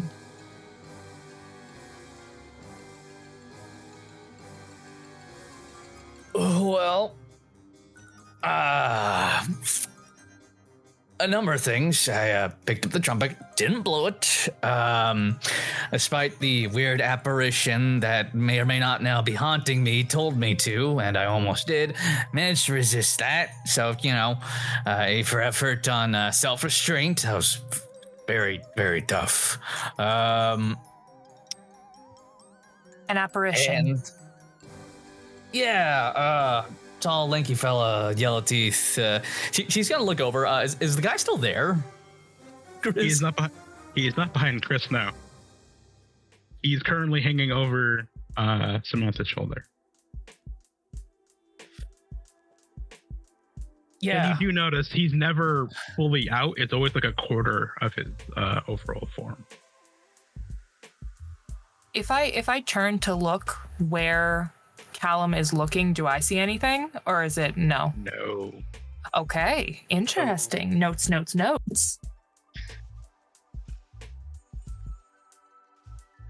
We'll figure this out. Yeah. Are you able to leave your little circle thing at all, Callum, without anything happening, or? I mean, it's designed to banish spirits or curses.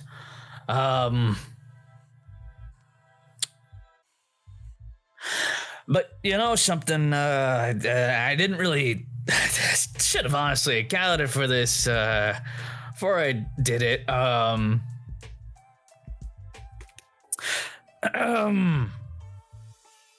might have freed it just a little bit. Chris just face palms like, oh my god. You what? Samantha's mouth falls open and then closes very slowly with the "I'm not mad, I'm just disappointed" look. The worst look. Hang on with that expression. Hey, are you still haunting me? Can you at least turn away? Oh, you misunderstanding something. This isn't a haunting. You see, old Dewey and I came to an agreement. And it's working out really well for me now. I did him a solid. He do me after he do me a solid after I did him a solid a long time ago. And it's come in handy for a long while. Granted, I was in a dusty basement for 20 years, but it's working out pretty great now. What? Wow, that's cool. I'm sorry. What deal? What solid? Oh, well, I can't go into details about a contract. You'll forgive me. But she, freezes mid-sentence. Oh, wow. Contracts, business. Yeah, no, I totally understand. Are you a devil?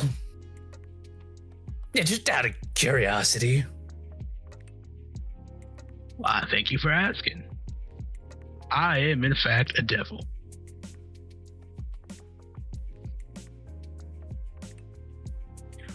Cool. Yeah, awesome. You see, Callum just bobbing his head. His face is drenched at this point. Cool. Well, yeah, you've been freed and all, so that's cool, right? It's awesome. Totally did you a solid, so you don't have to hang around me.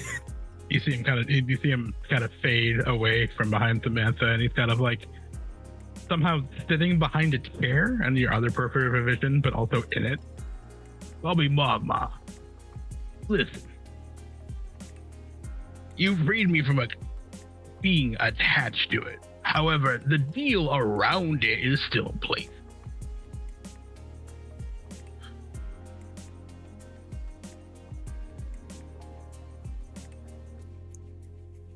Well, shh. Granted, I'm not attached to you by any means. I'm attached to the deal around the trumpet. Wait, you know what? I'm being so incredibly rude. And him snap his fingers. So Samantha. Hi. Christopher. Yeah. Oh no. Suddenly before the two of you see a darker skinned gentleman and a wonderful 3-piece blood red suit sitting in one of the steel chairs, leaning back. He has a long a black ponytail it's tied up, nicely trimmed beard and everything like that, and 2 glowing yellow eyes, and he grins at the both of you. Oh, I see. Oh, yeah. Hello, I'm Magma. I'm Sachmo's devil.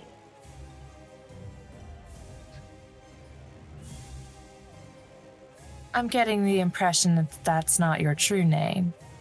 We wouldn't be that lucky. Oh, no, of course not. Also, can you do me a favor? And I think you can see her probably, the gestures at Samantha. You tell her to come out of the rafters. I'm not going to do anything to any of you. I look up into the rafters. You see the pale woman that you saw before looking down at the four of you. Does she look concerned? Looks terrified. Oh, honey. Oh, no. I just look up at her and give her a wave. A small wave back. Oh, shit. I think she's quite comfortable right where she is. I'm not going to do anything, but it was difficult to try to get all the goods I was getting from this deal with her blowing everyone's ears out. Do you know how hard it is to play something when you can't hear what it's doing? God damn it. Oh, I'm so sorry. Yeah, maybe put that complaint in writing. Good idea, actually. You might pull out a pad. I'm like a legal pad from his starts writing something down. Oh no, he's a lawyer. I just softly elbowed Samantha. Like, nice going. What? Well, I'm allowed to be sarcastic. I guess the devil really is in the details. Anywho, getting back on track here. Never make that joke again. I kind of enjoyed it, actually. I don't mind. will stab you. Thank you. It sounds like a great t-shirt, actually. I'm not going to lie. So this whole deal of yours, obviously you can't really disclose anything about the contract, but I imagine the last person who played it, they're bound to it, yeah? He just gives you like a playful smile. I can't give details, but you can surmise all you'd like.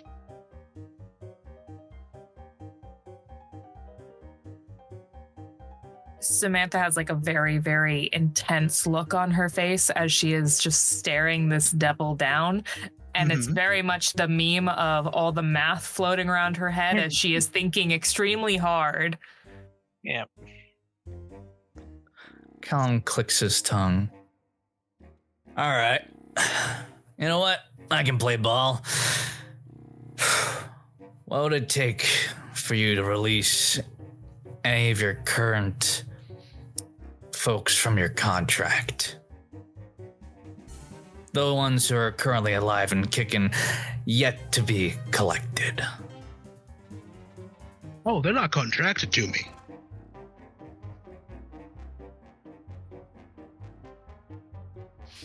Then what are they? Okay, then specifically the ones who played the trumpet.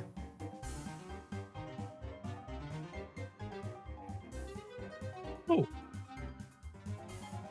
I'm not releasing them from anything. They played the trumpet.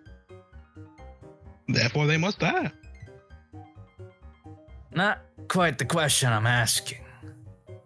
It's the answer I'm giving you. All right, then.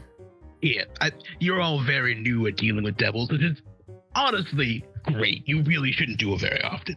But the only contract involved with me and this trumpet belongs with me and Mr. Louis Sachmo Armstrong.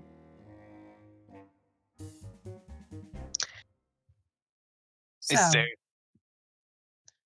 go right ahead, Christopher. there's somehow not like a void contract upon death or anything like that, I'm guessing.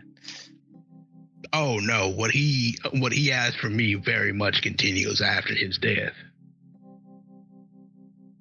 Do you mind terribly if I confer with my counsel over here before we finish this little song and dance? Absolutely. I've got eternity. I just gesture like for the guys to follow me. It's like, come on. Yep. Follow. All right. Yeah, just one sec. Quick sidebar. We are dealing with a lawyer. We are in great danger. Didn't know you were that afraid of lawyers. I'm as afraid of lawyers as you are afraid of the IRS.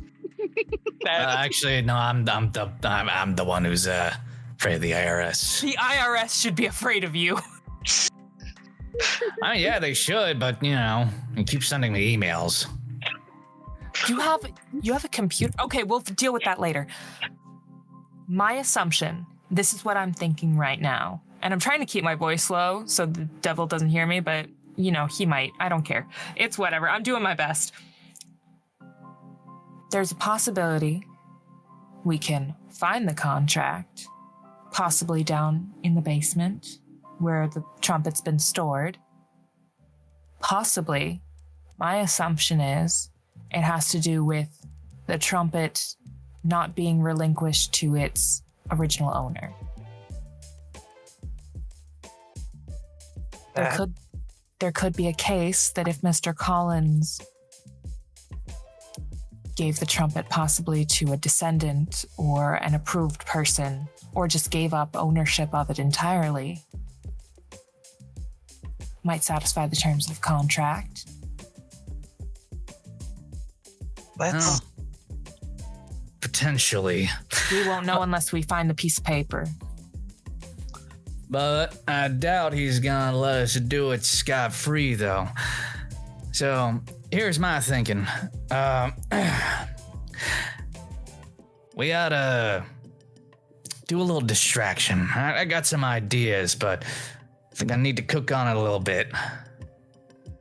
Do you want me to go and find it? And you two distract? I'll focus on distraction. You two do the findy shit. I think you guys managed to do that a bit better in this investigation than I did. Gonna be real. I look up towards the rafters. I think I might have a source of information, considering she might have been here the longest. If anything, just meet me by the dressing room, Sam, and I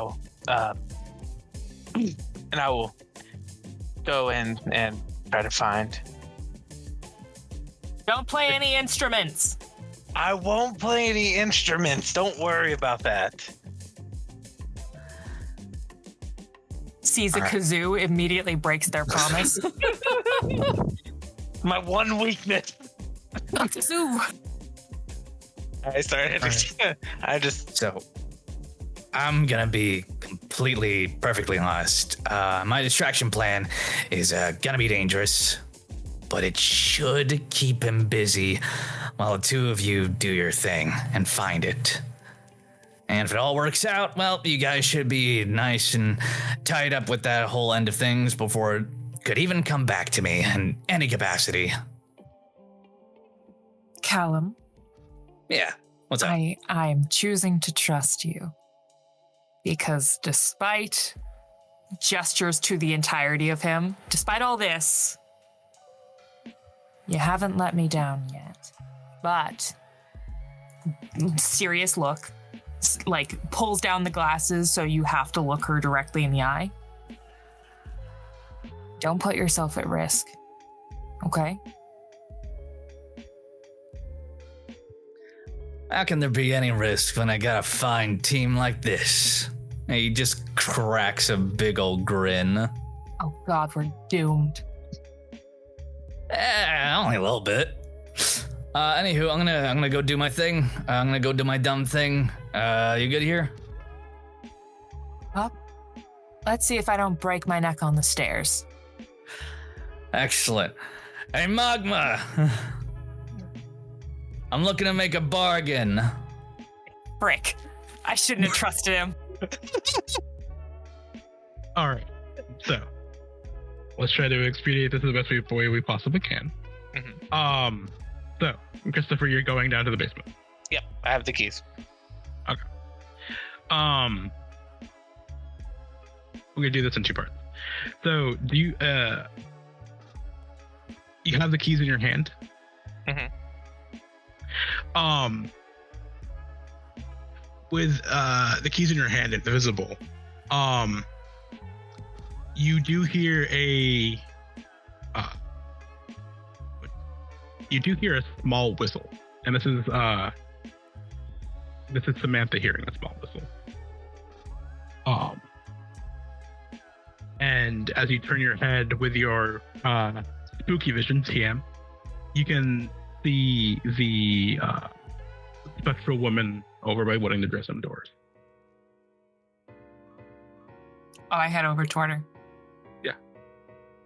Conveniently enough, that's where Christopher has to go too. Thanks for saving me the climb, doll.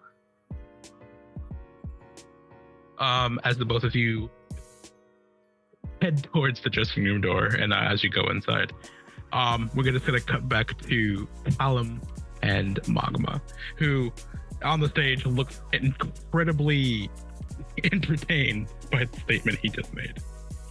Oh, a deal. Okay. What do you have in mind? Well, as it so happens, I have a pretty vested interest in making sure that the people who are destined to die by this trumpet and who are played and whatnot don't die. Right? You follow my logic so far? Mm-hmm. So then, why don't we make this a bit of more of a fun contract. A bet, if you will. Mr. Callum, with the terms of all the expediency and time, I may have immortality, but to get to the point. I'm willing to bet my soul on a trumpet duel to make Donovan an exception in the whole death thing. Oh, no, that's a terrible deal. No. What, really? Why would I make a deal like that when I could just get his soul regardless? Well, as it so happens, it's a wizard soul. Full of power and mojo. He's gonna manipulate him. Mojo. God, Go ahead. Please work. Please work. Please work. Please work. By the power of Grizz. Okay, so...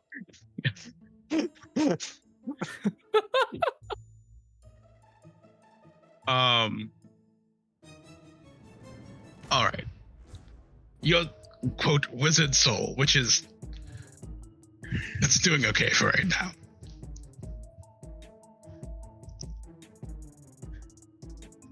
Here's what I'll add on to that.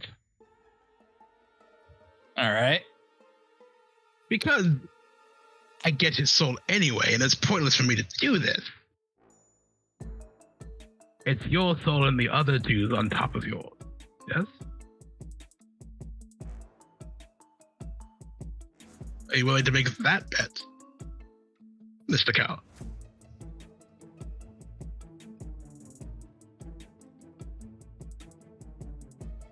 He grits his teeth a little. But you see, they're off doing wonderful adventure things, trying to solve this mystery, while you're quite literally bargaining with a devil. Imagine if this is suddenly in my grip, how they would feel. Well, I personally imagine that anguish and rage to do something so reckless would taste far more delectable than Donovan's ever would, but I wonder, are you willing to risk it?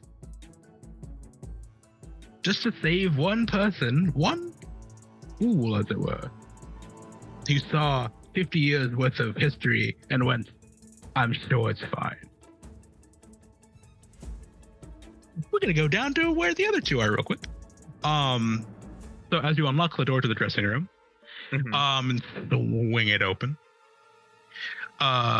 you do see the hatch at the far end. It is the dressing room similar to the other ones. And you see this rusted, like, wooden hatch at the far end. It is covered in caution tape. I'm just going to go underneath the caution tape and try to open the latch. Okay, you use the key and unlock it, and it comes open. Dust, spider webs, mothballs, the whole deal. It smells terrible down there. Mm-hmm. You climb down. Yes, I calm down. I will catch up with Christopher and just she's hanging out around here, so I guess I'm with you now. All right. At the very bottom of a very, very rickety wooden ladder, you do see the familiar glow, as he seems to be waiting for you at the bottom. Hello. And he kind of like dissipates. The room is, you see like an old light switch off to your right. You like click it, nothing happens.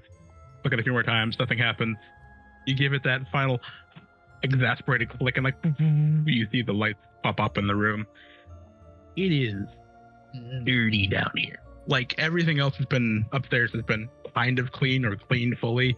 It's nasty to sit down here. There's this rotting furniture, clothes from just the oldest plays in the world at this goddamn point. Like it's just nasty. There's old portraits that are rotting and stuff like that. There's just cobwebs everywhere.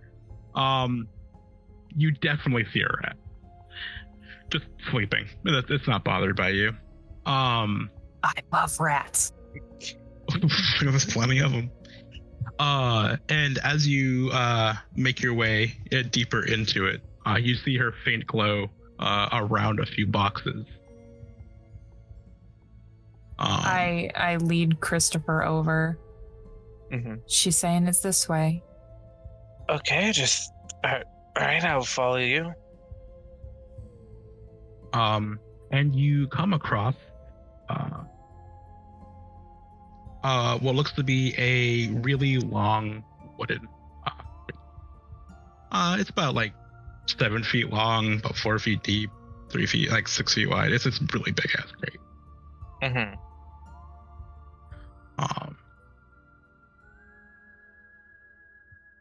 I look Indeed. to the spirit and then look back at the box, and He's not by the box. He dissipated as you go down the corner. You get the idea she doesn't want to be looked at directly. okay, fair. Then I'll head towards the crate and see if there's any markings on it, if there is a label, or if there is a latch or hinges or anything like that, or if it has been like sealed shut. No, it looks new, like maybe 15 years old, probably a little bit more. It looks newer than everything else, though. There is a latch on the other side, but it looks like you can open it if you choose to. Chris, help me out. Yeah, of course. And go ahead and try to help open the box or open the crate. As you both lift the lid up, back upstairs, Callum, Yeah. you have a devil looking at you with a devilish grin.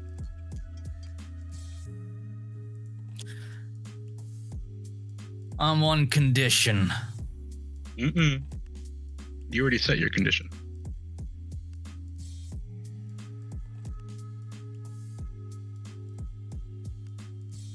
All right.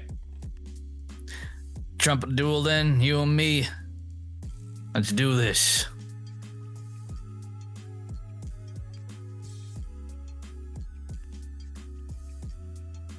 Okay. Oh no.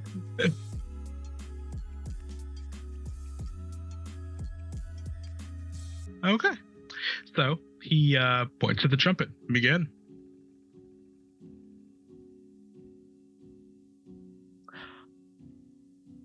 Is he specifically pointing to the one that is like very much tied to him? Mm-hmm. Yeah, maybe I should like grab another one real quick. You know, just to keep things fair on the level.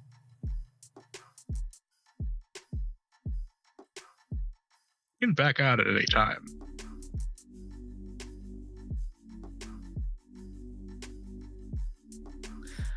But it's going to be that trumpet. All right, fine. And he will take up the trumpet. So, okay. Before you pick up that trumpet,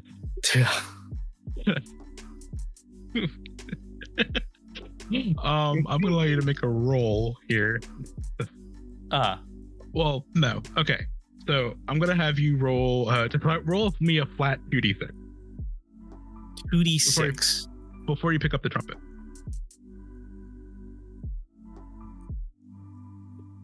Thank fuck. Yeah. So as you go up to pick up the trumpet, you remember something very, very important about that trumpet.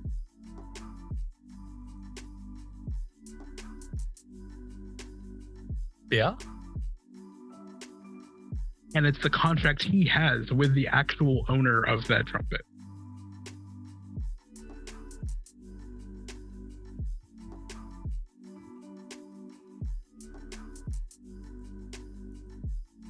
Gotcha. Quick refresher on that. That'd be if you pick up the trumpet, you'll be able to freely go after your soul.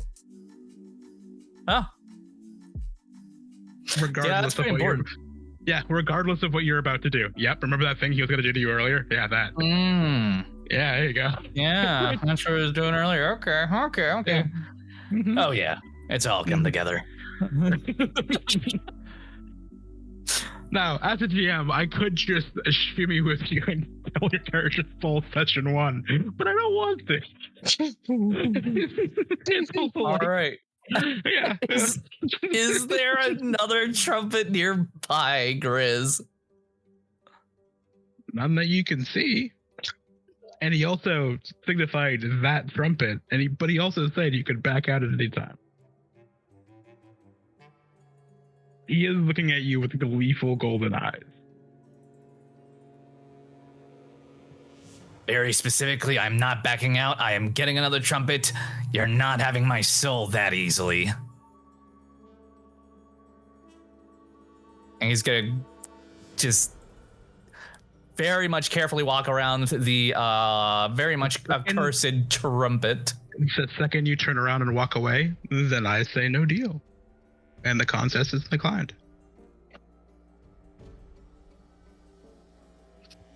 Because again, I can back out whenever I choose as well. Damn. Downstairs. You know. Okay. Sorry. You're the one who said I'm gonna go fuck with the devil again. Like, it's not I was about to say, it's almost like you're trying to make a deal with a devil I love who you, Sammy. famously don't like to lose. So you push the lid, and this really moldy, like musty smell of rot comes up. And you see an ancient, like leather saxophone case, embedded in straw. It doesn't take the full length of this freaking box by any means. It's kind of like off kilter on the side, but yeah. How many haunted instruments are in this place? I don't know. Get the idea this is the case the trumpet came in. You said saxophone. Oh, did I say saxophone? Oh, that's why I was sorry. confused. I was like, oh That's my my god, bad. another instrument. And it's almost 11 p.m. My brain's almost like, No, you're good. There's another haunted instrument. That's why I was confused. I was like, oh no, another It's one. a trumpet case. I apologize to you and No, you're everyone fine. in the audience. Oh god. It's all over now. But yeah, it is a trumpet case. Well, actually, I don't think we need the saxophone. Toss it. Oh, there's a trumpet case. Oh, right. Where did they in there too? Oh, so strange. Let's start a band. The haunted band.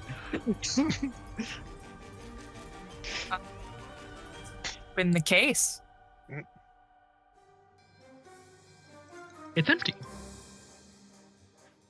There's like nothing in the lining. No. Roll investigation. I can do that with dice. Yeah. Gotta roll to help. Yes, roll to help first, please. All right, that is that. Where is that? That's help is. He's using his expert knowledge in saxophone. I mean, clarinet. I mean, oh no. Here we go. And 8. Nice. I think that's just a +1, but Well, is there a but? Yes, there is. I also expose myself to trouble or danger by hoping.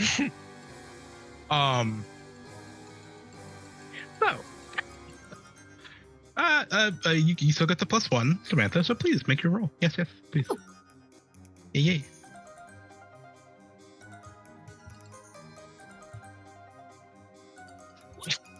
We're so back. That's an 11. Yes, it is. Please ask your question. Sorry, I'm opening my book. The gasp.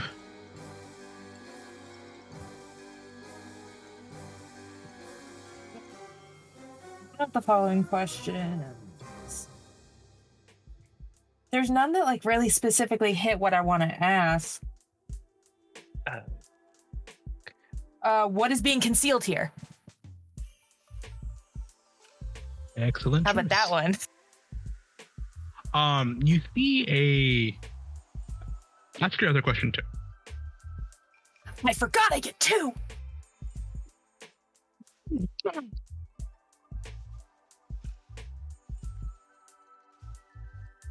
What happened here?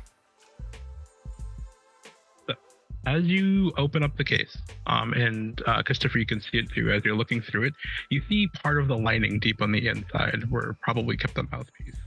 And as you pull it back, it kind of like ripped a little bit, but you see it's just old stitching. And as you pull it aside, you do see a very aged piece of paper. And on that piece of paper, it's really old, scrawled cursive handwriting, very, very neat. And it's detailing a contract between one person to another, promising, and not intense wealth or anything like that, but just success, renown. Whoever wrote this out was promising that for every, how do I phrase it? I have the skills and talent to be renowned worldwide, and when I gain that fame, your power will also grow.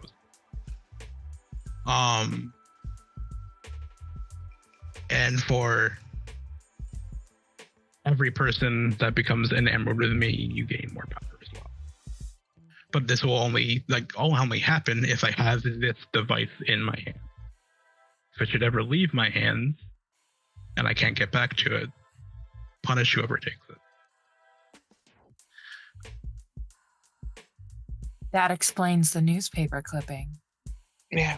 Someone else picked it up and gained all that talent, but they died horribly. Yes, because whoever signed the contract initially could be the only true owner of that profit. Everyone else is a fraud. Is there anything written like loopholes? This contract is void if, etc., or is it pretty ironclad? I pass it to Christopher asking that because I'm not an academic. I'm just a guy. Let me have a look here. Well, academic, I mean, if the contract exists on paper, what happens if the paper's gone? There's no record of it. Can I pull out? I'm just going to start. Like, you pull out your legally binding contract, Burner. Yeah, I was about to say, I'm like, oh my god, we actually solved a TTRPG conundrum with arson. No, I technically have prepared it, so it's technically going to be like, oh, I have it right here. No, no, I'm just going to start ripping the. Oh, okay. Looks pretty solid. Rip.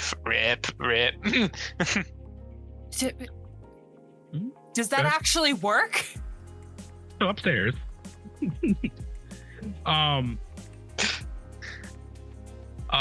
Magma has been playing with you, Callum, like a fiddle from the jump. Yeah.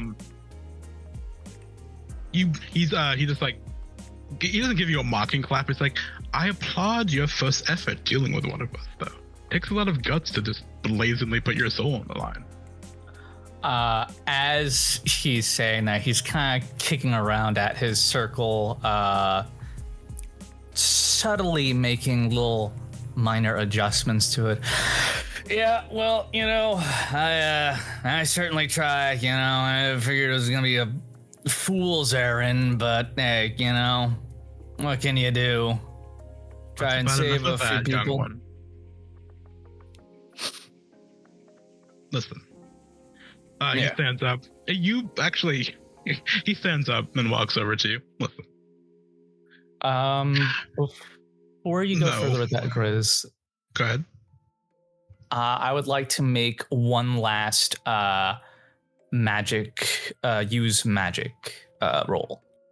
No, what I was going to say to you as he's walking over to you, he's avoiding your circle. Because he sees what you're doing.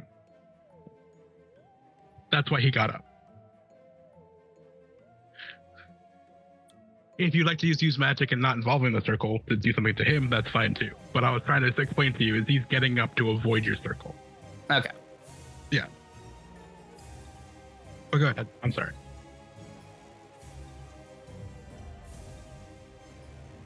Oh, am I good to make the rolls still? Well, you still have to say what you're using the magic for, but he's avoiding your circle is what I'm saying.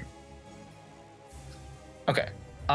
So I'm gonna use magic, and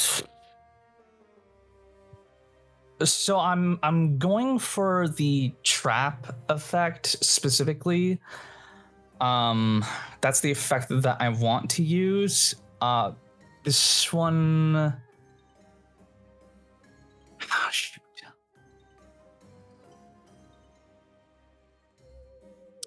Yeah, I had a whole thing planned for this, but I'm not sure it was really gonna work. Cause I was basically like mad typing like this whole contract up in the background. But he's essentially converting the circle over to trap him essentially. But yeah. Oh, you're okay. But as he walks over to you, he has his hands up. He doesn't have any aura of mouth or anything like that. It's just like, next time, I think I would go for more direct. And just at that moment, he snaps out of existence. Dumbass. My excellent plan worked. Nobody's as good at wasting time as I am. And you hear a crack. And you see the trumpet on the ground have a massive crack formed throughout his piping.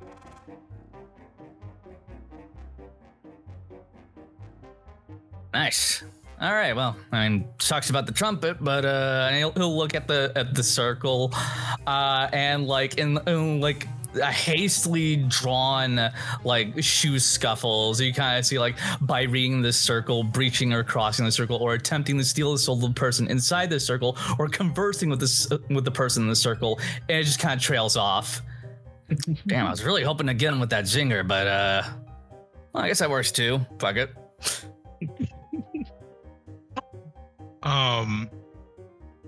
Yeah, and as you other two come up from downstairs, Samantha, make me one more investigation roll before you leave that gate. Okay.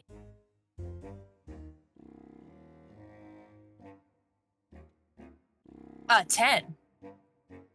Hot damn. There's no point in asking questions because you realize, like that case wouldn't have caused that smell. As you dig a little deeper and move some of the straw and stuff around that's inside of it, you do pick up on the actual smell itself, and you realize there's a body at the very bottom. Yeah, that's what I thought. Mm-hmm. How old is this body? Probably about the same age as the time frame Riley gave to you about her sister, now that you're putting it together. Oh no! Oh. I look at Christopher. Oh, we are just delivering bad news after bad news today. Looks like it. Hey guys, I got great news.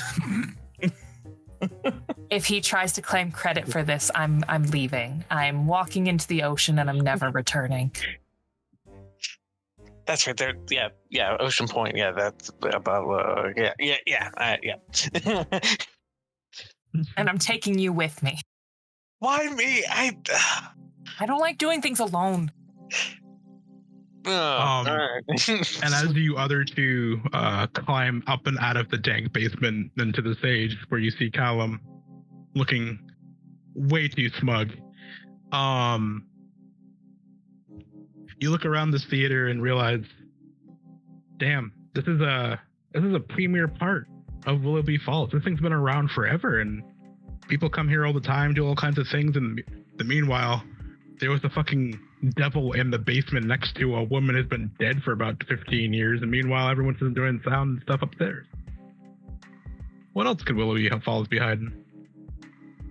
Well, that's a question for another day, because, well, the jazz band plays tomorrow. It's going to be a great time. Plenty of food and excitement. It's going to be a grand old time in Willoughby Falls. And nothing ever weird happens in Willoughby Falls. It's usually quiet. Not too much happens, but it is weird that once in a while people go missing. But we'll just handle it. And that is where we're going to end tonight's session.